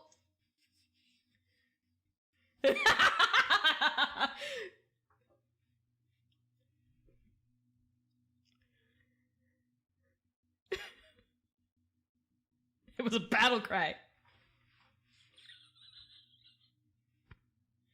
was about... Oh, that moment of levity after something so heavy. That was perfect. For I have sinned? No. That was so good. Oh my gosh. Rob, how dare you? Every time, man. They're the perfect poly couple, I'm calling it. Poly couple as in 3. That's a beautiful poly V right there.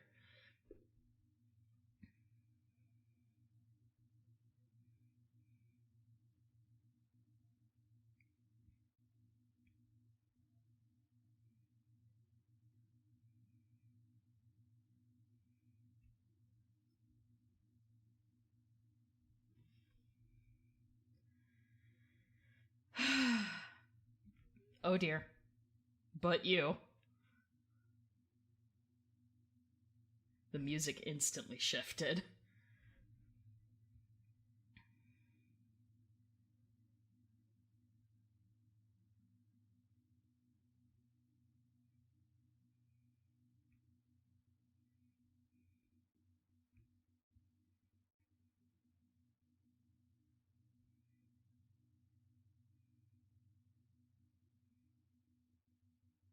I love this show so much. Oh man. The dwarves and Elrond. And the hints of Celebrimbor I'm really, really loving. I want to see more of him.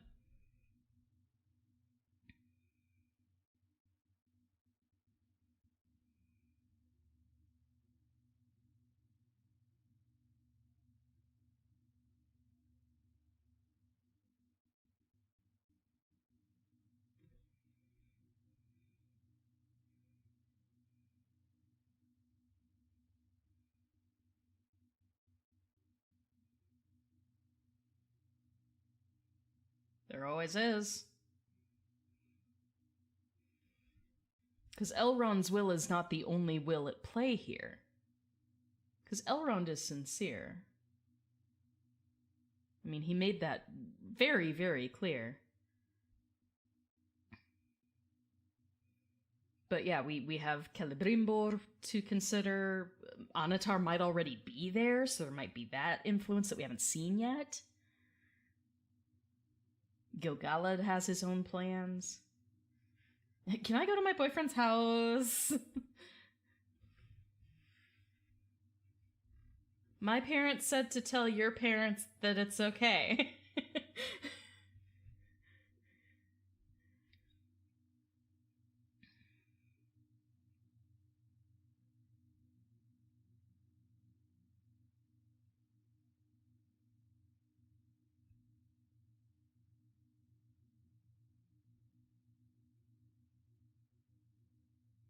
Yeah. Yeah.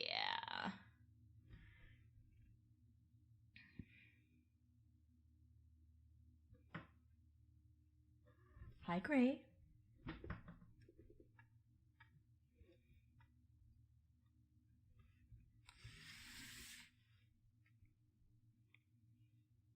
Yeah. Theo needs to recover now. Still keeping the sword a secret, though. This is gonna bite him in the butt.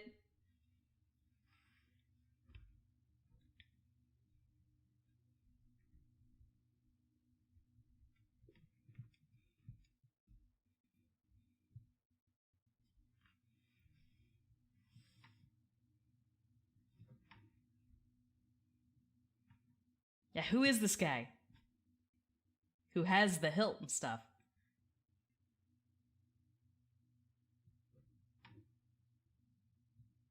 Right, the blood magic of it. Oh, the sound again.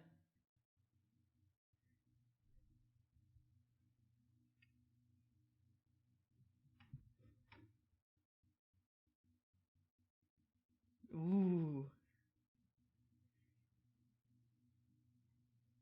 Oh my gosh. Sauron. It's good.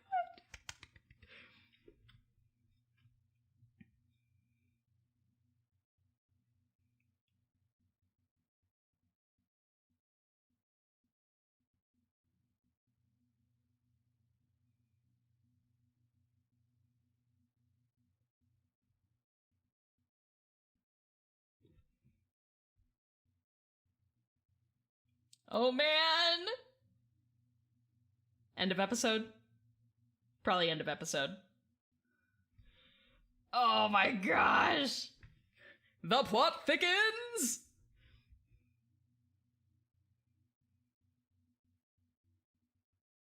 Oh, that's sad. That was either Revian or Medor.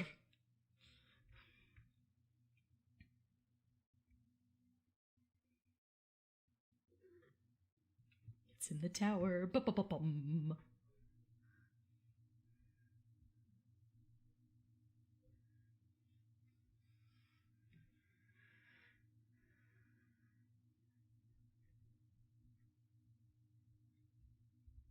Shipping off Galadriel.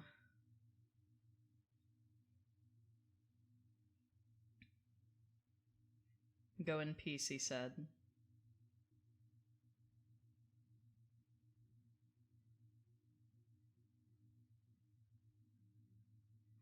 Ooh.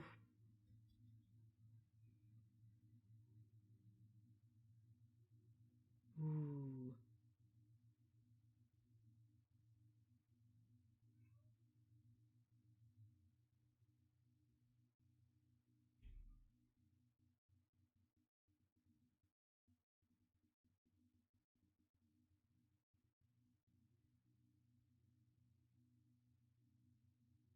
I'd have to listen to that a couple times to try and translate it. I like that Galadriel's theme has lyrics.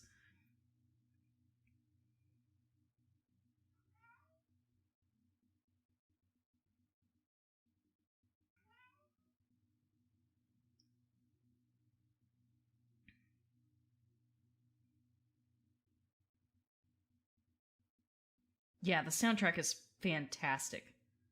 Shout out Bear McCreary. Very well done. And the sound mixing too, like the dialogue and audio mixers have done a fantastic job here.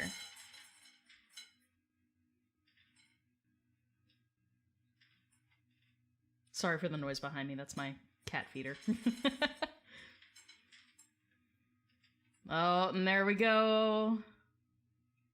We started with the vision of it, and then we end with the reality.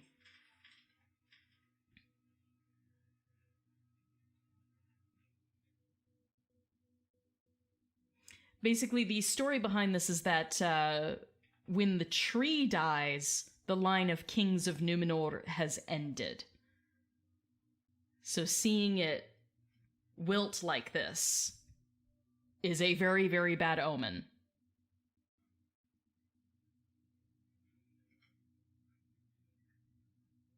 Yeah.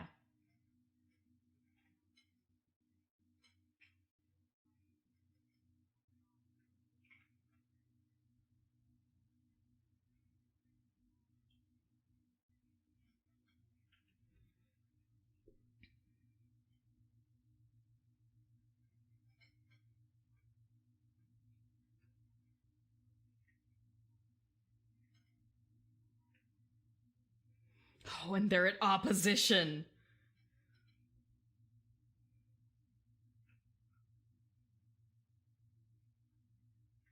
So now we're gonna see that split between Miriel and Farazon.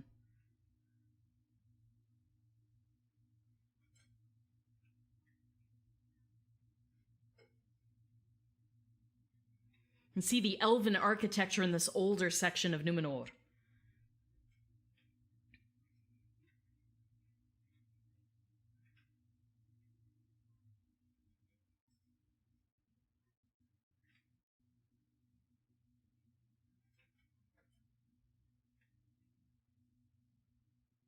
Mmm.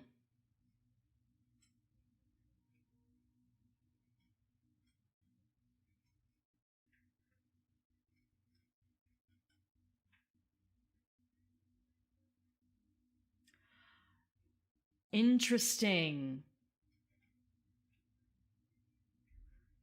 I can't wait to get screenshots and translate all of this.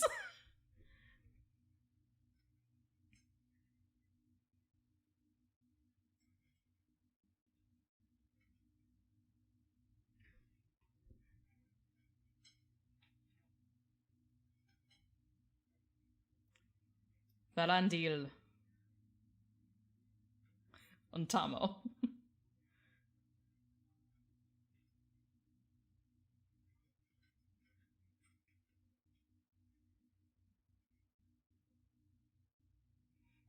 Look at the shock on Eärend's face. So this is where you see that split between the faithful and the Kingsmen. And also that shift of power, because Miriel's going to leave and Farazon's going to be left in charge of Numenor. I like the way they've set this up. That's great. Okay. Wonderful way to leave off the episode. I thought it was going to end at sort of an odd point in between the scenes there, but I'm glad there was that little extra bit there. Ooh, okay. Oh, so much good stuff in this episode, though. I feel like things really moved forward here, and I mean, I'll admit it straight away. First full-blown tears from me.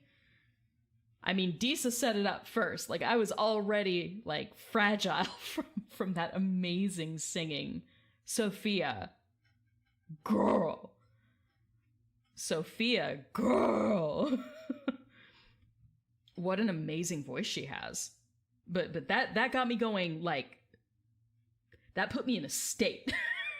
And then Elrond just really hit it hard. Oh, talking of Elendil Earendil and just the yearning, you know, the fear of having failed his father and the yearning for just one more conversation.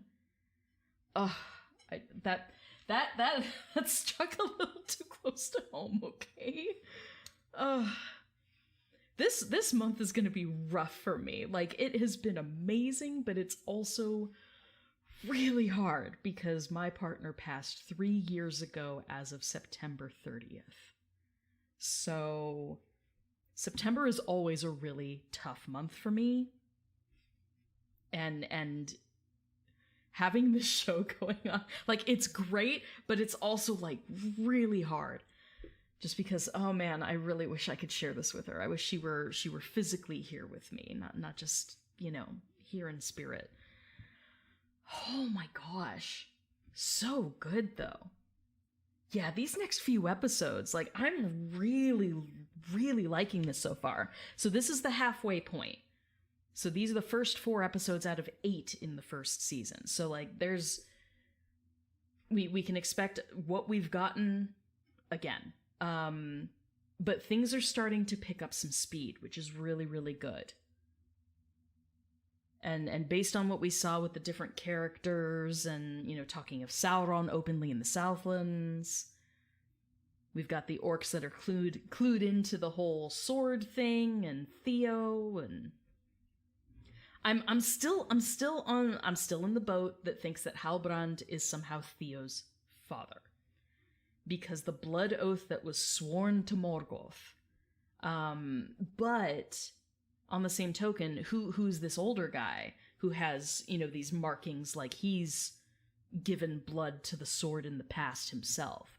So I'm not sure. Like, I want to see how this develops, and I really want to see all of the characters come together, because we are getting to a point here where, you know, Durin is about to meet with the elves, and so there's going to be tension there. And hopefully more Celebrimbor. I know he's going to play a much bigger role later on, but I just can't get enough of him. But honestly, Elrond, Durin, and Disa, absolutely my favorite dynamic. My favorite dynamic in the entire series thus far. Like, I knew I was going to enjoy the dwarves. I did not know how deeply affected I was going to be by them in this series. Fantastic. We need Dad's a star, Mum's a bird. I'm not the one who came up with that. Like, I mean, it's been a fandom thing for a while. I mean, because that basically does sum up Elrond. Dad's a star, Mum's a bird. Stepdad's ended up in a volcano and mourning forever by the seashore. So, I mean, like... This poor guy.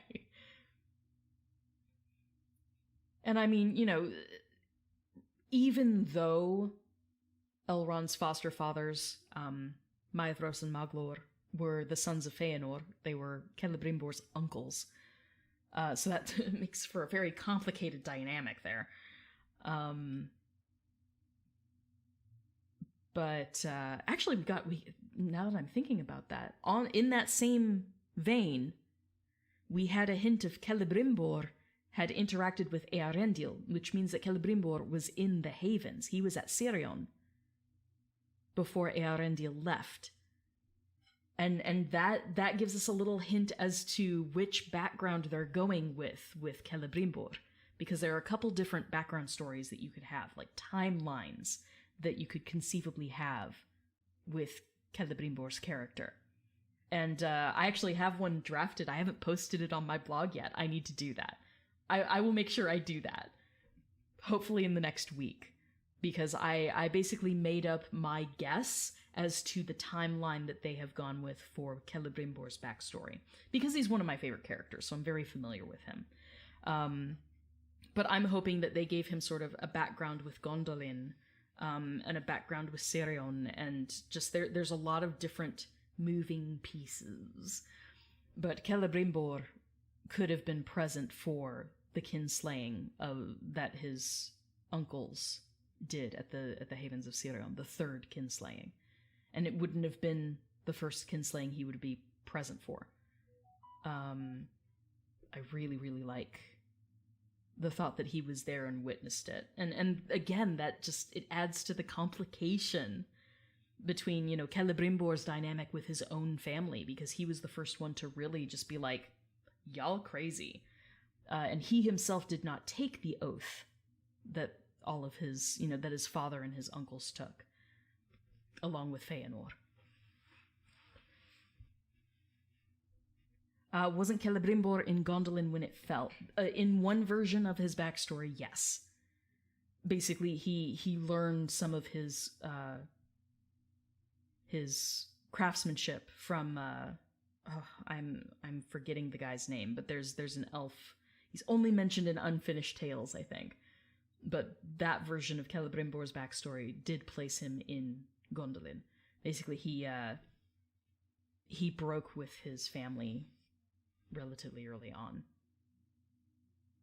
So, like, there's one version where he's in Gondolin when it falls. There's a version where he is in Nargothrond when Curufin and Celegorm do their whole thing with Luthien and Beren and get exiled. Because that's, like, the moment where Celebrimbor's like, yeah, no. We're done. Not backing you this time, Dad. So, yeah, there are a couple different things with Celebrimbor. So I'm sure it'll be revealed in bits and pieces. But he was definitely in the Havens at Sirion. Oh, I need to... There we go. Completely forgot about that.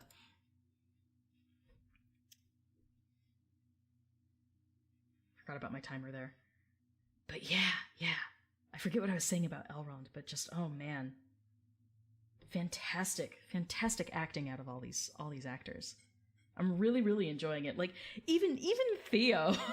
I mean, like, young actor, but he's playing an angsty, problematic teenager, and just he's delivering all of it. He's delivering that so well. So I really just have nothing but good things to say.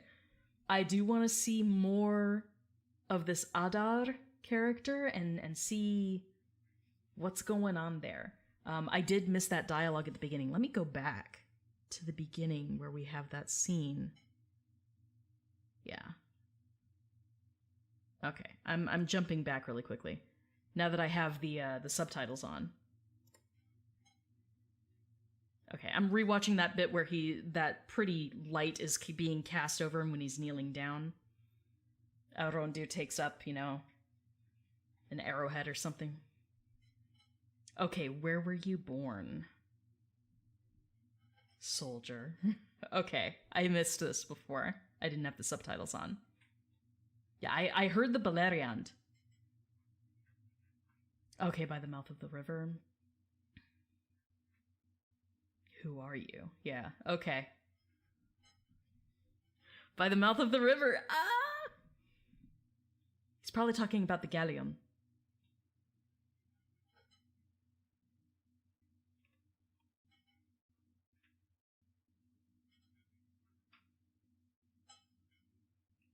Okay, now I get it. Okay, the banks were covered in sage blossoms. He's probably talking about Osiriand. Okay. Who do we think Adar was? He might have been a Noldor elf. Hair color isn't necessarily a distinguishing factor, especially with how we are changing up ethnicities now. He could be one of the Noldor. I mean, like, if they really wanted to go really far out there, especially because the sword being one of the black blades, and they're going after these fallen meteors, which would be more meteorite to perhaps make new swords out of and stuff. This could be Eol?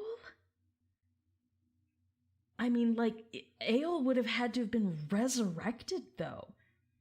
But the reason I'm jumping to Eol of all people is, number one, the sword. The black swords were only made by Eol. Out of metal taken from a meteorite. So there's that. Eol the Dark. And he was, I believe he was of Tellerine descent, but he's called Eol the Dark for a reason. He was more dark in spirit, but his mentality was that of a Noldor. Can they use Eol? Because it would be really cool. They could if they got special permission, but they may... Again, Eol meets a really nasty end, and he dies in Gondolin. Because when his son Maeglin and his forced wife, kind of, question mark, Adarthel's a bit of a question mark in my mind. Like, she consented, but, like, probably for all the wrong reasons. But his wife Adarthel runs off because she wants to return to Gondolin, and she takes Maeglin with her. Maeglin wants to go with her, so they abandon Eol and they run off to Gondolin.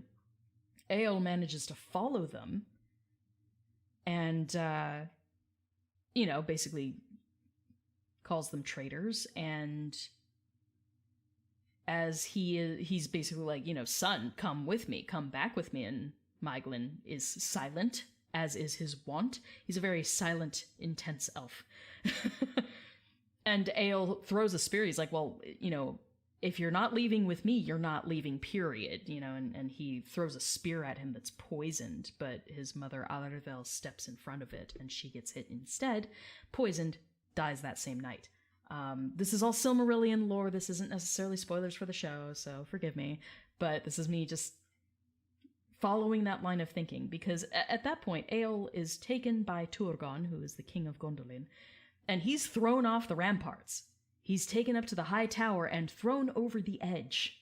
That is how he meets his end. It is not pretty. And this is long before any orcs have found the place. So the only thing I'm thinking is that somehow when Gondolin was taken over, like, Sauron is a sorcerer. Sauron, especially with a spirit like Eol's, is there a way that Sauron could have brought Eol back when Gondolin is taken over? Or perhaps this is even Maeglin. Maeglin would know how to, Oh man, what if it's Maeglin, though? What if it's Maeglin? Because Maeglin was tossed off those same ramparts as a traitor during the fall of Gondolin. He basically goes the same way his father went.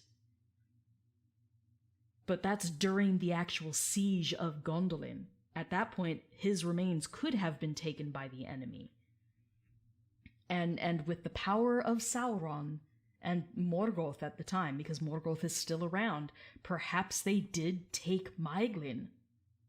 Oh my gosh, what if it's Maeglin? Oh no, what if it's Maeglin? No, my poor Maeglin. I always redeem him in Valinor. My headcanon, oh no. Psh, it's just shattering. No, not Maeglin. It could be Myglin. It's possible. Like, it's fan fiction territory, but it's not terrible fan fiction. It doesn't break the lore. It doesn't break the lore.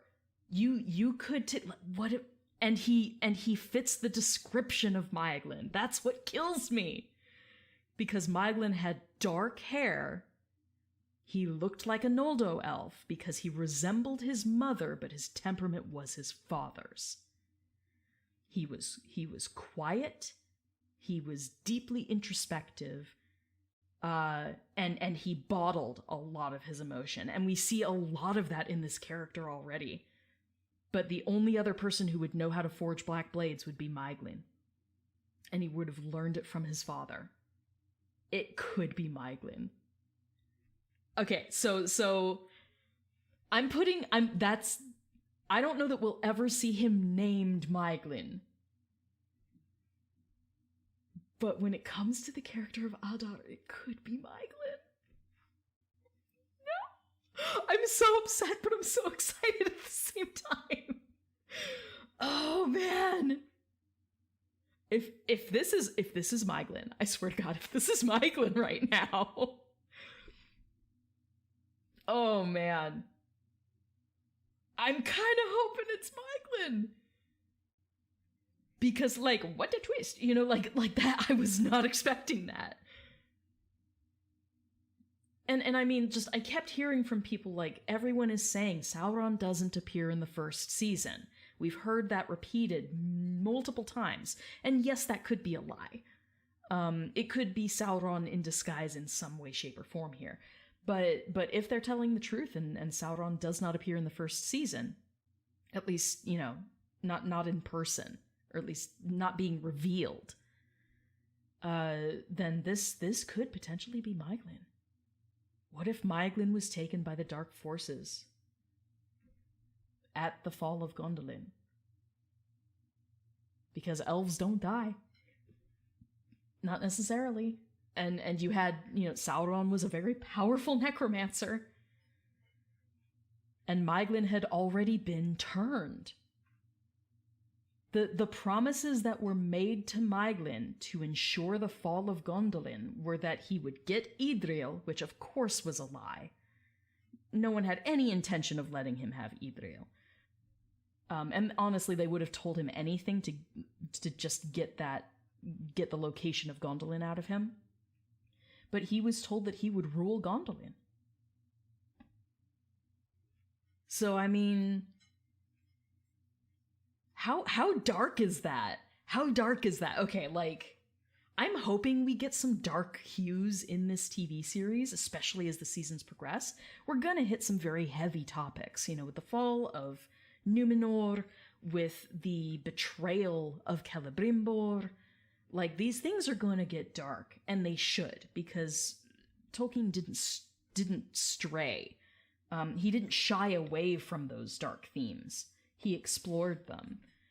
But having the ultimate betrayer from the elves, Myglin, like, what a dark thing to think of, that, you know, he thinks he's falling, that he's going to die the same way his father died, being thrown off the tower. And somehow he survives. Or is brought back by the power of Sauron. Like, how would that screw him up as an elf? How would that... And the burns that he has. You know, this was the fall of Gondolin. Everything was on fire. There are too many little details here that could absolutely point to Myglin. I'm calling it. I'm calling it Myglin. And if I'm right, I'm gonna be so happy. And if I'm wrong, I won't even be that upset. But, like, it could be Myglin. It really could be. A lot of cool characters. They could necromance to be Adar. Yeah, that's true. Absolutely true. Yeah, no halflings in this episode. Yeah, they're really bouncing around with the different plot lines. I mean, episode 3 was all about Numenor, and we got a bit with the Harfoots and a bit with Arondir and, you know, the elven prisoners and stuff. But there were no dwarves, no Lindon, no Eregion, no Elrond in episode 3, so we got them in episode 4. Yeah, the rogue theories are the best. Isn't that the best part of fandom when something new like this is coming out? My guess is Miglin. My guess is Miglin. I'm holding to that. Oh yeah, spicy drama with Elrond. Yeah, if this character ends up confronting Elrond at some point, it's not gonna be pretty. 'Cause yeah. Miglin tried to kill Eärendil. It is true. This could be super spicy. And I'm totally here for it if they went that direction. This is the fun thing about adaptations. Like, I know so many people are going to be like bitching and moaning that like this isn't canonical, but these are the empty areas. These are the blank spaces that you can fill in, and being creative with it is like, that's the difference between good fanfic and bad fanfic. Like, you can be really creative with stuff. This is a stretch here, but it doesn't completely break canon. There are opportunities in the canon where this could have happened, potentially, maybe, somehow. You can massage things to make it work. And if that is the case here, if this is Miglin, I'm actually, that's impressive. Good job to the writers if this is Miglin. I was not anticipating that. I'm excited. I'm very excited. This gets me excited, and this episode was fantastic. Good dialogue. Especially the music and sound editing in this episode was just really well done. It hit harder. And I'm so glad I got to hear Dissa's voice. Oh. And Rob bringing the emotion, man. I'm not okay. I'm not okay, Rob. How dare you? Miglin went through Osirian multiple times with his father when he was young. Exactly. That's why I'm like, you know, he went down, he's recalling the smell of the river, of the Galleon. I'm assuming he's talking about the Galleon, because that is the main river. It is one of the 7 rivers of Osirian, but it's the main north-south river that then goes to the sea. It's a very swift-running river. But it's also one of the rivers that he absolutely would have crossed multiple times, because he was constantly going back and forth between Non Elmoth, which is where he lived with his father, Eol, and to the dwarves of Belagost and Nogrod. Yeah, oh yeah, Disa. Sophia Numvit. Like, every thumb up. 10 out of 10. 12 out of 10. Like, fantastic performance. And I loved that awkwardness between her and Elrond when they were both just like really not telling the truth. And she was trying, but it was very obvious to Elrond. It's not easy to pull the wool over Elrond's eyes. Dude has seen some shit. And he's a diplomat. You know, he's a diplomat by trade at this point. This is before he goes hardcore warrior. When shit hits the fan, he will go more warrior, but in times of watchful peace, shall we say, he was very much a diplomat. He was the Herald of Gil-galad, and he was a diplomat. I love his friendship with Durin so much. There's such a wonderful dynamic between Elrond, Durin, and Disa. Loving it. And it was really, really nice to see that connection between the 2 Durins, the 3rd and 4th. That father and son dynamic, especially after Elrond is just like, you know, I've had these thoughts too, and in the end, I would give anything just to have one more conversation with my father. Like, don't throw it away. Don't be so hasty to throw it away. So, I'm really excited. This was good. This was very, very good. I'm gonna have to go back through now and do Elvish details. Oh, it's 10:30. I'm so tired. This one took more out of me. but there are definitely a few things that I can translate. Again, most of the Elvish dialogue was all in Quenya. It's driving me bonkers because my specialty is Sindarin. And I'm not getting much Sindarin out of this. It's all Quenya. I'm glad that most of the Elvish has subtitles, though. But there were bits and pieces that I'll have to go back through and just double check. I'll be taking a ton of screenshots, though. There were a lot of documents for me to look at. Some of them in the Numenorean script, but we got a really good, clean look at them. So once I take those screenshots, I'll see what I can decode. Like, it's still early. It's 1:30 a.m. It's fine. I will stay up. I will stay up. I've got all the sugar I could possibly need because this is nothing but a sugar bomb. It's delicious. It will give me indigestion, but it will keep me awake for at least another couple hours. I'm not sure I'll finish my my thread, but I will try. I will at least get it started.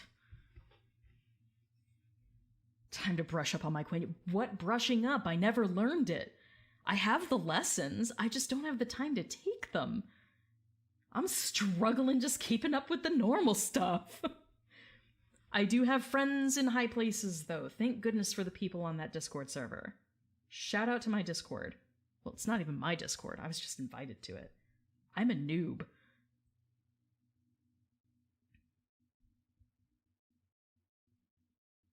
Worried D3 was deaders? What? What did I miss?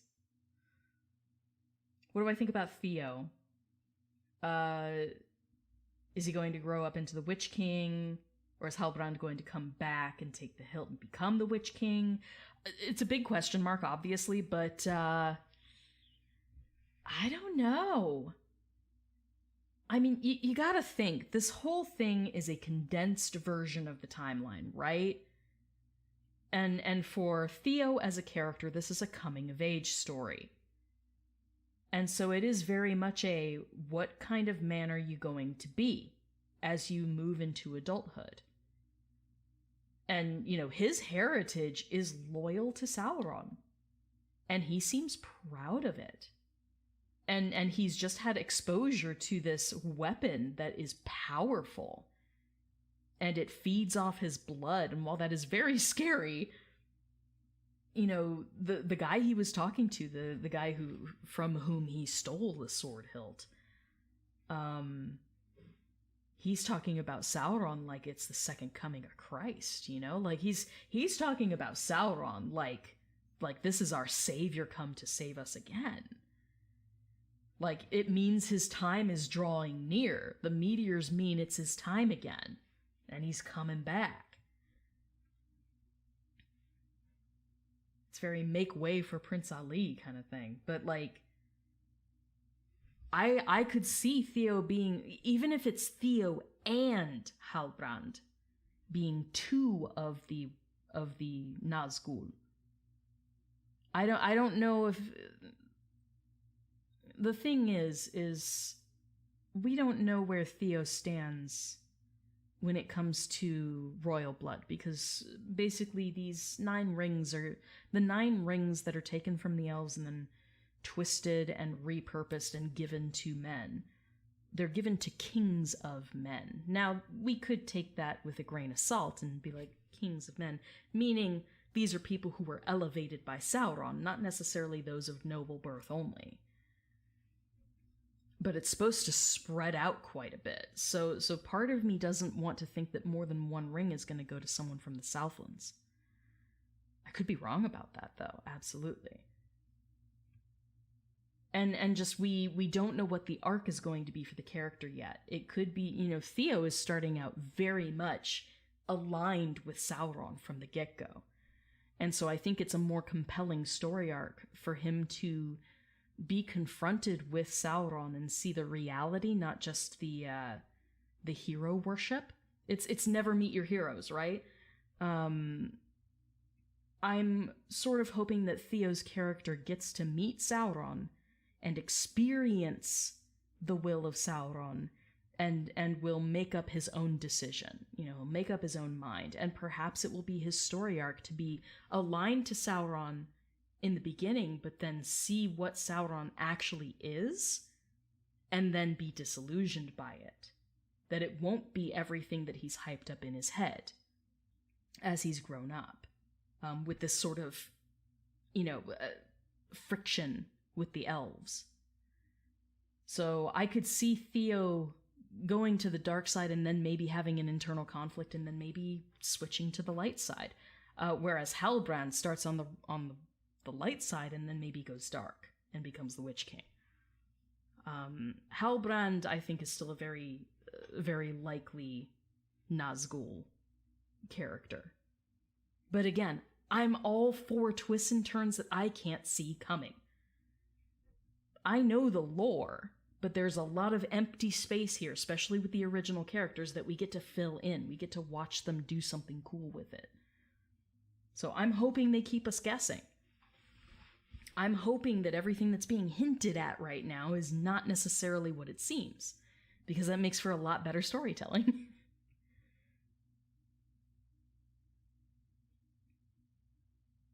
Yeah, Saved by Arondir is probably going to be his only lifeline from slipping down the Alt Sauron rabbit hole. Basically, yeah. going full on QAnon Alt Sauron. Oh man, what a great episode though. I'm really honestly very happy with this episode. I'm super happy with it. So, I hope you guys had a good time.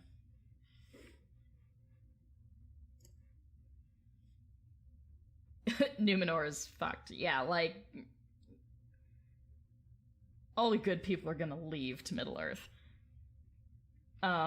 Basically. I mean, according to the lore, basically. Yeah. The King's men are all on the island worshipping Melkor. Because Sauron starts a cult. And the King's men are all for it. They believe that they've been lied to. By the elves, by the Valar. I'm kind of enjoying the vibe Kemen is bringing too. I was really skeptical about Kemen. I like that there's this playful interaction with Eärien. It does provide a link between Pharazôn's line and Elendil's line, so there's going to be conflict there. If the two of them become some sort of item, we're basically having a conflict between, star-crossed lovers with the whole two houses, right?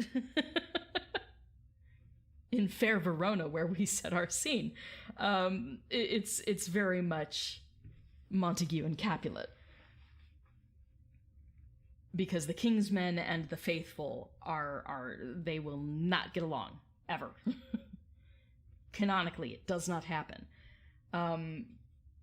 But also, my prediction for Kemen, and this is based on absolutely nothing but my own twisted sense of storytelling, I think Kemen, being specifically the son of Ar-Pharazôn, I think it means that he's going to be sacrificed to Sauron. And I don't mean just sacrificed to Sauron, because that's bad enough.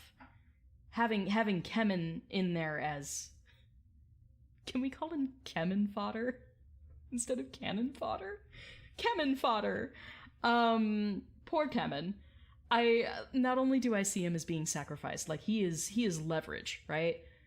He is a loved one of Pharazôn's who will absolutely get caught in the crossfire. So I think that as much of a trope as it is, the test of loyalty trope, where someone is told to murder someone they care for, as a show of loyalty to the cause. As much as that is a trope, I could totally see it happening. The twist that I would want to see, as dark as it is I want to see Kemen go willingly. I want to see Sauron's twisted mindfuckery really play on this guy, to the point that it shows how incredibly lost Numenor is, because the people of Numenor, the King's men, Kemen is not canonical. No, he is not. We don't know if Pharazôn had a son. If he did, the line of kings his line at least died and fell when Numenor fell. But I want to see that show that Sauron is so devious, and these characters are just so taken in, so enraptured by everything that Sauron is telling them, that if he says, you know, we require a sacrifice because it's going to send a message to the Valar, and you've been lied to, and when you sacrifice yourself in this noblest of ways, your soul will go to Mandos just like the elves, and you will be reborn. Because this is a sacred rite, and when you sacrifice yourself in the name of Melkor, you will be exempt from the fate of men, and you will be reborn in Valinor, like, in glory. Like, Sauron could make up anything he wants to, and the Numenoreans eat the dish. Okay? And so I would love to see Kemen get so caught up in all of this that he steps into that fire and basically sacrifices himself. Sauron doesn't have to do the dirty work because Kemen just yeets himself into the sacrificial flames instead. I think it's dark, I think it's tragic, and I think it's really good storytelling for a non-canonical character.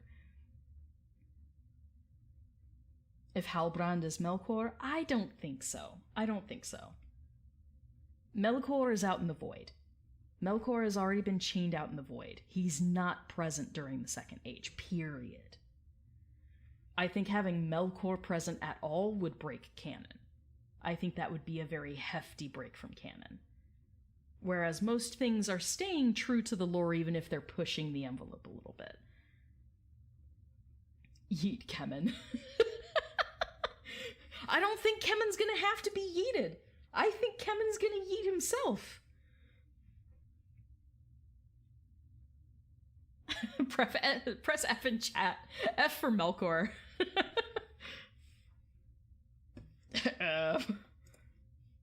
Seriously. Yeah, Melkor is not in the house.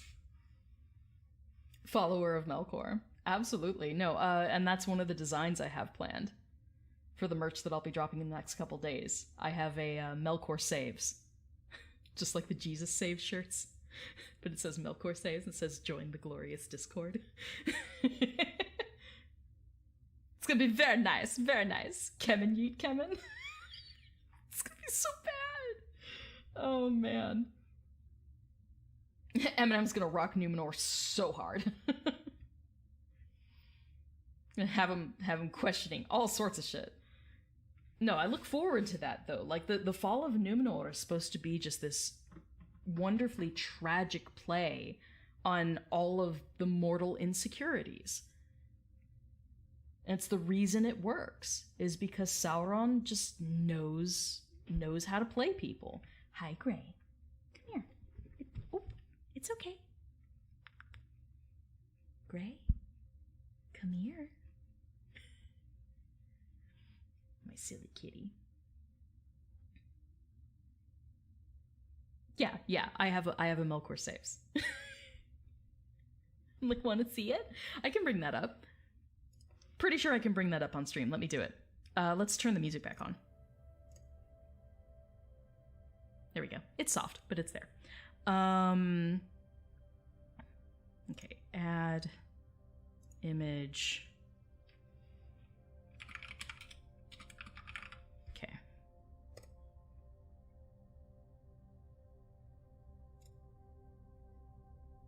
Should be on my desktop here. Merch. Where is it? I'm finding it. I promise I'm finding it. Yeah, I don't mind. I'll show you guys my merch designs that I'm gonna drop. Just to hype it up. Why not? If you're still here, you get to see the merch. Excuse me.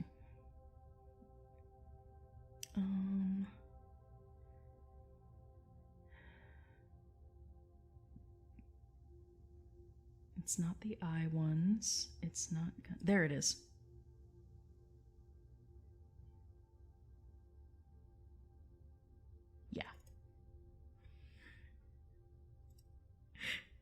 Okay, it's super big. Let me scale it down. It's gonna take a second. It's really big, okay?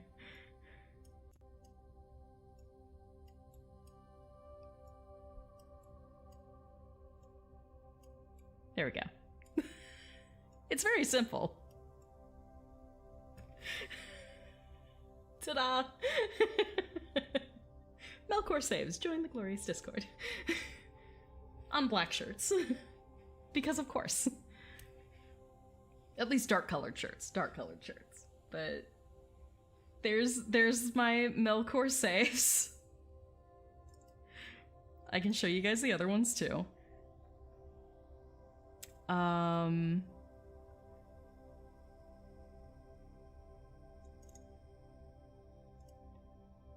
This is another one.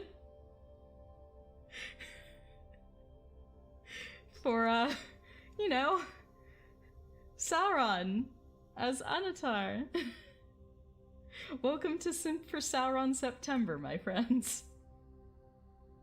I tried being good, but I got Celebrim bored. It's so bad. I'd say I'm sorry, but I'd be lying. I had way too much fun making these. So there you go. So that's another one. And then... Okay. So we got the Celebrim board one.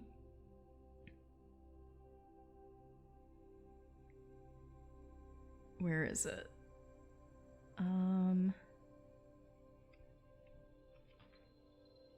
Okay, those are my templates. I need to go down further.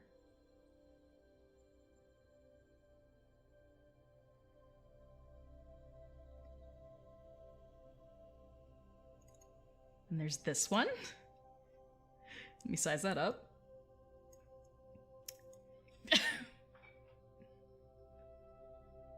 Engbang, achievement unlocked. Engbang is the ship name for the Sauron Morgoth ship. So, worship the Dark Lords. Get it? Like an Xbox achievement. So, this is my brain, okay? Like, this is the perfect example of me. This is what I do in my spare time. Is I make really bad merch. It's so bad it's good though, right? It's so bad it's good. So that's another one, the Angbang achievement shirt. Oh man. And the other one I believe I've teased before, but I have a couple different versions of it. It's the design that I have for my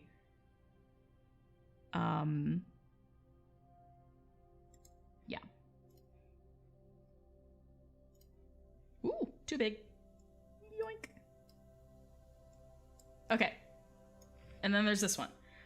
This is the Tengwar design that I'm going to get tattooed. This is one version that'll go on the dark colored shirts. So this is what I call the Eye of Sauron, because this is how you spell Sauron in the Tengwar. I just rearranged things a little bit to make it look like the literal Eye of Sauron. So I'm very proud of this design. I'm very, very proud of this design. And I do have another version that'll go on light colored stuff, including mugs. I wanted to make a version that I knew I could put on a white mug. So I came up with this one.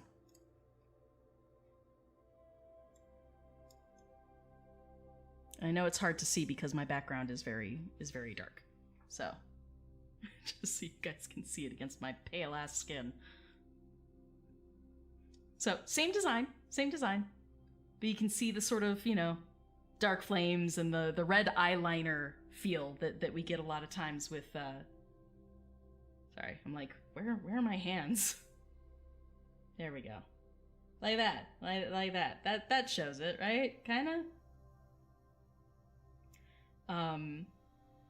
But I wanted to have the sort of red eyeliner vibe that Sauron is typically depicted with. So, again, I have Sauron. Except for me, it's gonna be like... I'm like...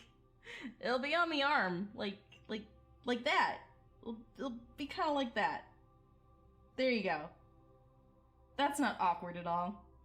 Hi, guys. So that's the goal. That's the goal. So those are all the merch designs.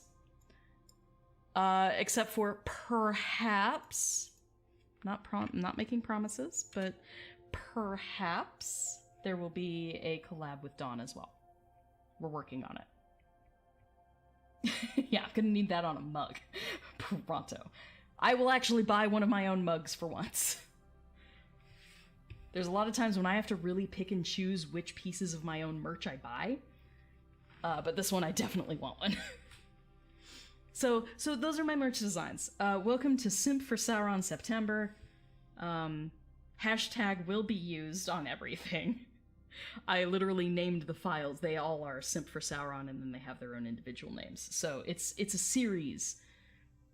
It's a whole line that I created for September. But then when my jump drive got corrupted, this is completely useless now.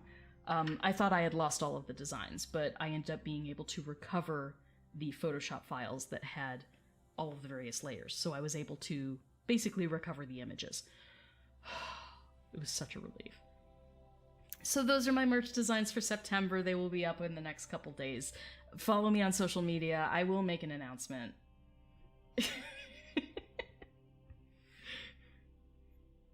I will make an announcement. Every episode has been 2 minutes longer than the last. Hope the trend continues. Yeah, so we end up with a season finale that's like 20 minutes longer. That'd be nice. I'd take it. Oh man. This series is... I'm very, very happy with it so far. I have a couple things that I'm like, this is a little clunky, but my favorite part of this is the community aspect. That you guys are watching it with me, we all get to have our initial reactions, and then the theories get to go crazy for a week until we get another hint of something. And there are some things that by the end of season 1 we aren't going to have answers to. And that's what's going to hook us into watching season 2. And I'm okay with that. I'm okay with that. I've made peace with that. But I love the back and forth that we all get to do and have fun with it. Yeah, it's just sentimental. I'm gonna have to. This was a series of 5 of them. I have like a rainbow of them, and that's the only reason I hesitate to throw it away. Because it really is like a door, you know, if it were bigger, it would be a doorstop. Because just, I can't use it anymore. I put it in my computer starts freaking out. So yeah, it can't be used. It needs to be tossed. But it'll ruin the rainbow. And I love a good rainbow, okay? I'm queer. I love a good rainbow, could you not tell? Is it not obvious?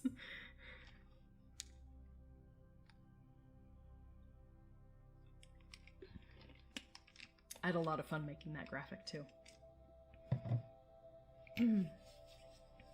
And full disclosure, I did not make that graphic by myself. Same with the little lacy surround here. I altered things and put it in a way that I wanted for my stream, but the graphics themselves are from the Adobe Rings of Power collaboration. So, I did not draw this, okay? It is not original. I did put I arranged it with the stars and everything, that's me, and I put, of course, the rainbow gradient over it, but the design itself was part of the collaboration. But seeing as they openly encouraged us to do our own thing with it and post it, this is my version of posting it. It's during my live streams. Okay, I need to get some food in me, hydrate more. Did I recover my previous merch designs? Some of them, yes. Some of them, no. The more recent ones, yes. I was very lucky with, like, the few Photoshop files that I managed to get. So I did get the important stuff. I think. I could be wrong. I'd have to review. But several things I did manage to save, which is good. I'm excited, though. My Pride merch designs, I managed to save those. So the more recent stuff. But yeah, so I'm going to get some food in me, rehydrate, and then I'm gonna basically have to watch the episode again and take a ton of screenshots, and then I'll get to work on translating. Or mostly, I think most of it is gonna be transliterating this time around. Because, again, with the dialogue, it's all in Quenya, and I don't know Quenya, so I'm gonna have to farm that out to my friends on Discord. Just backed up all your writings. Yeah, don't be like me. My computer does back things up, but I thought it was backing up my drives, and it wasn't. It was only backing up my desktop and my C drive, the actual hard drive of my computer itself, of the desktop computer. So it was not saving all of my drive stuff like I thought it was, which is why I panicked. And why, honestly, I'm just lucky to have saved anything at all. But I also had all of the RP logs between me and my partner. Like 10 years worth of RP logs were on that drive. And I thought they were backed up, and they were not. Luckily, all of those drives were still on the actual hard copies with my roommates back in Florida, so they still have the copies, and they sent me what they had. So if I lost something, it was relatively minimal. I still have the bulk of everything, so I'm very, very, very fortunate. It could have been far worse, so don't be like me. Make sure that your computer is actually backing up what you are thinking it's backing up. Double check it just to be sure. Make sure you have plenty of storage in your backup. Yeah, do the thing. So that's it for me for tonight. I loved this episode. Like, episode 3 had to grow on me. Episode 4 knocked it out of the freaking park. Like, the episodes keep getting better. And I'm really happy about it. Kitten Bit, hello! Are you gonna say goodnight? So this is my other kitten. I think you guys saw Gray there for a couple minutes. The big gray blob. This is Alana. This is my Kitten Bit. She likes to be held. Hi. She's like, it's bedtime. She's like, you're supposed to be taking your meds and winding down for bed. The cats don't understand that I've basically committed to doing all-nighters every night an episode drops. I know, she's such a floof, isn't she? She's super cute. Say hello, kitten. She's like, those lights are bright. Why do you do this? Love you.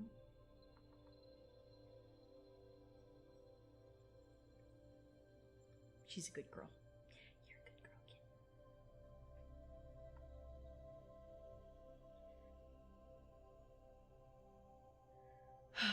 kid. Okay. I need to go to bed. I really do. But I'm gonna try and push through, and at the very least, if I don't get my Twitter thread up tonight, I will at least take all of the screenshots so that I have everything I need to tackle it all in the morning. Also, I just signed on to do a collaboration that I will be super, super excited to announce, but that'll be coming up next week. It happened very suddenly today, but I'm really excited about it, and I can't wait to share, because, like, would not have guessed that this collaboration would have happened not in a million years. So there is more good stuff on the way. My life is insane. I am living the freaking dream. And while I get super emotional because my partner isn't here to physically share in the joy with me, it's also very comforting because I know she'd be super, super happy and super proud of me for doing what I'm doing, because it's what we always love to do. So I might be doing it solo, but I'm not doing it alone. I have all of you guys with me, and that's really special. So thank you guys for the ongoing support. I'm going to call the stream to a close now. I can't wait to see where they go with this, but I'm sincerely hoping that Adar is Myglin, because that blows my freaking mind, and I hope that that's it. Because bravo storytellers, bravo to the writers on that. Would not have seen that coming, but it does fit. It does fit the character. So we'll see. Yeah, eat earth. Dig deep, drink water, go to sleep. Purarum. So yeah, I'll get started on at least doing all the screenshots. That'll give me an idea of the work that I'll have to put in for tomorrow. You know, I'm not answering to anyone. It's just me trying to push myself. So I'm quite tired today. It's been an exhausting day. So I'll at least do the screenshots, and then I'll go to bed. And I'll wake up at a reasonable hour and try and get it done before tomorrow afternoon. But tomorrow is typically my day of rest after doing an all-nighter, so I can just take my time and I won't stress about it. How do we spell Myglin's name? I'll put it in chat.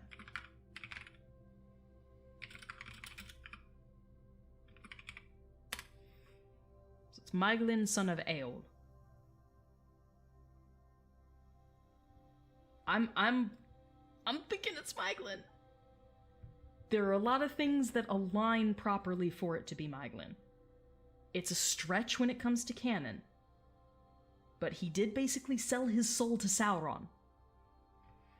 So, I mean, if any elf was going to be resurrected in some sort of twisted experiment by the Dark Lord, Myglin would be it. Because Myglin is an elf who gave in to the darkness. And you know, betrayed his own people. Yeah, the delay is pretty hefty. The delay is typically between 20 and 30 seconds. It's not great. It's not great. But I think that's it for me. I'm going to probably eat the rest of the sugar just to get me through the next hour or two, and I'm going to go back through the episode and take a ton of screenshots. That will probably take me another 2 hours, and I'll go to bed at 1.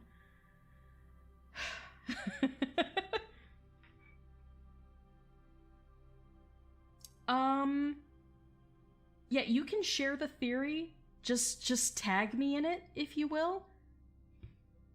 Because I'm not gonna post it immediately, I don't think. Well, actually, because I know I'm not going to do my Twitter post tonight, I'll do a oh my god spoilers post, and I'll just be like, oh my god, I think Adar is Myglin. I think Adar is Myglin, guys.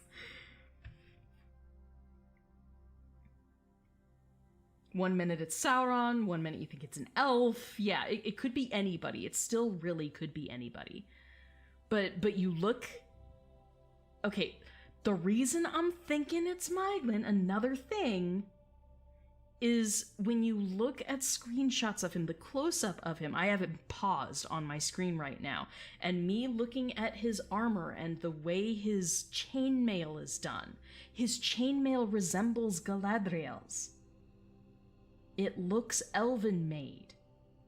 It's darker, but almost everything about Myglin was darker. But Myglin was a great smith in Gondolin. He became very well respected. If anyone was going to be wearing, you know, the armor that has the little stars on it and stuff, it would be Myglin. I think it's possible. This mess is brought to you by the EST gang. Yeah, I know, right? It's already 2 a.m. where you're at. You crash now. It's a 12-hour day. Yeah, I've been up since 5 a.m. It's a very long day for me. I tried to get a little extra sleep, but I woke up 5 a.m. and wasn't feeling well. So it's been a very, very long, exhausting day for me.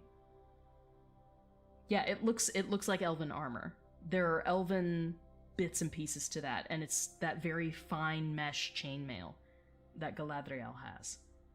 So I think it's not outside the realm of possibility, because there are certain things like that chainmail that just they call back to the glory of Gondolin in the First Age. So I think it's possible. Oh dear.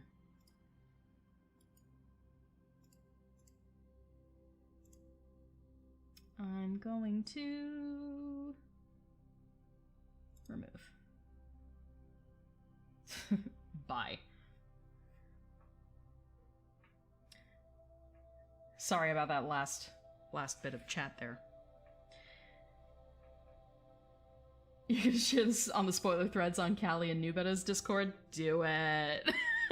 Do it. I can't be the only person. I cannot be the only person. I will probably make a TikTok really quickly, just to put it out there.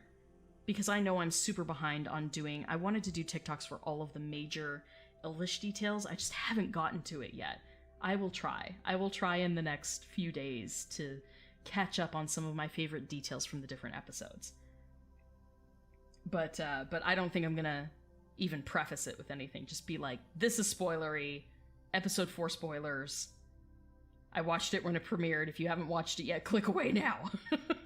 Spoilers! I, for one, welcome our AI overlords. 5 a.m. was your alarm? Oof. Yeah, and now you have to rewatch it to look at his armor. I know, I have it paused right in front of me. It's not the best view of it, it's very, very shadowy, but I also don't have my screen all the way up on bright. I think I only have it on like 25% brightness right now. Because with my ring light on, it's just too much for me. It hurts my eyes. Good night! Okay, I'm gonna call it quits too. I keep saying that, I need to actually do it. I'm gonna make a TikTok video really quickly and then start on getting screen captures, but then it's gonna be bedtime. So everybody please take care. Thank you for joining me for this watch through. I can't wait, man. I can't wait to see what they're doing in the second half of season 1. This was a really good halfway point. I feel like things are really gonna start to move now. And I'm really enjoying where they're taking it. There's still some twists and turns here that keep it interesting even for us hardcore lore fans. So I'm all about it. Everybody please have a good night. I appreciate you being here with me. All of the love. I appreciate it. And I will see you guys on TikTok over the next few days. Holy cow. Holy cow. And if you want to get more details on all of the Elvish details from this episode, keep an eye out on my Twitter. I will be posting that thread in the next day. If Adar is Maeglin, then what of the sword? It could be an original that he himself forged in the last 1,000 years. Or it could be the sword that was broken. If you know, if we're bringing Maeglin back, it's perfectly plausible that we could bring Anglahel back. Gurthan, the sword of Turin Turambar. Because it was very blood magic-y too. I would not be surprised. But that was just sort of the vibe of the Blades of Aeol, the dark blades that he made. There were only 2 of them. But with these meteors falling out of the sky, perhaps more could be made if they had an elf who happened to know how to make them, which Maeglin would fit the bill. So, could be interesting to see where they go from here. We'll have to see where they go. But I'm very excited for this twist, and I want to learn so much more about Adar. But my guess is official. I think it's Maeglin. If I'm wrong, and that's totally fine. Could Elrond break his oath, or are there going to be consequences? I mean, we already know that he has a conversation with Gil-galad about the consequences. That it's the elves' job to look after Middle-earth. And, you know, the consequences of him not breaking his oath on this matter would be dire. And so, like, we see that he gets called out by Gil-galad, and we don't know what he responds with. So, I mean, honestly, any oath that's made, especially, you know, he's talking about an oath on the memory of his father, that's not to be taken lightly. So he does suffer an awful lot. I mean, let's be real. Especially when it comes to the Misty Mountains. His wife is attacked later on the Misty Mountains. So could that be a consequence of, you know, reneging on this oath to Durin? It could be. It'd be really sad. But with how Durin and Disa and Elrond are communicating, I feel like Elrond would take the matter to Durin, and he wouldn't just give up on the oath without talking to him. So I feel like there's going to be another confrontation between the two of them, where Elrond tries to make his case of why this should not be a secret between them only, and that there are consequences to him not sharing it. So I feel like it'll be an opportunity for Elrond to do more forthright communication with Durin, and that has been serving him very well. I don't want to see this relationship go completely sour. Then again, it could go sour for a while and then eventually they make up again. I don't know. We'll see. It would break my little heart, though, to have Elrond and Durin on the outs. But we'll see. Alright, everyone. It is bedtime. It is bedtime for you guys. So please hydrate well. If you need to, grab a quick bite and then go get some rest. I will see you guys online tomorrow. I'm just gonna make that quick TikTok video and start on my screen capping. So, everybody please take care. I'm so happy to have shared this moment with you guys. This was a great episode, and you saw some crazy emotions out of me, so definitely need some rest soon. Everyone take care. I love you guys. I'll talk to you later. Bye! Bye, everybody!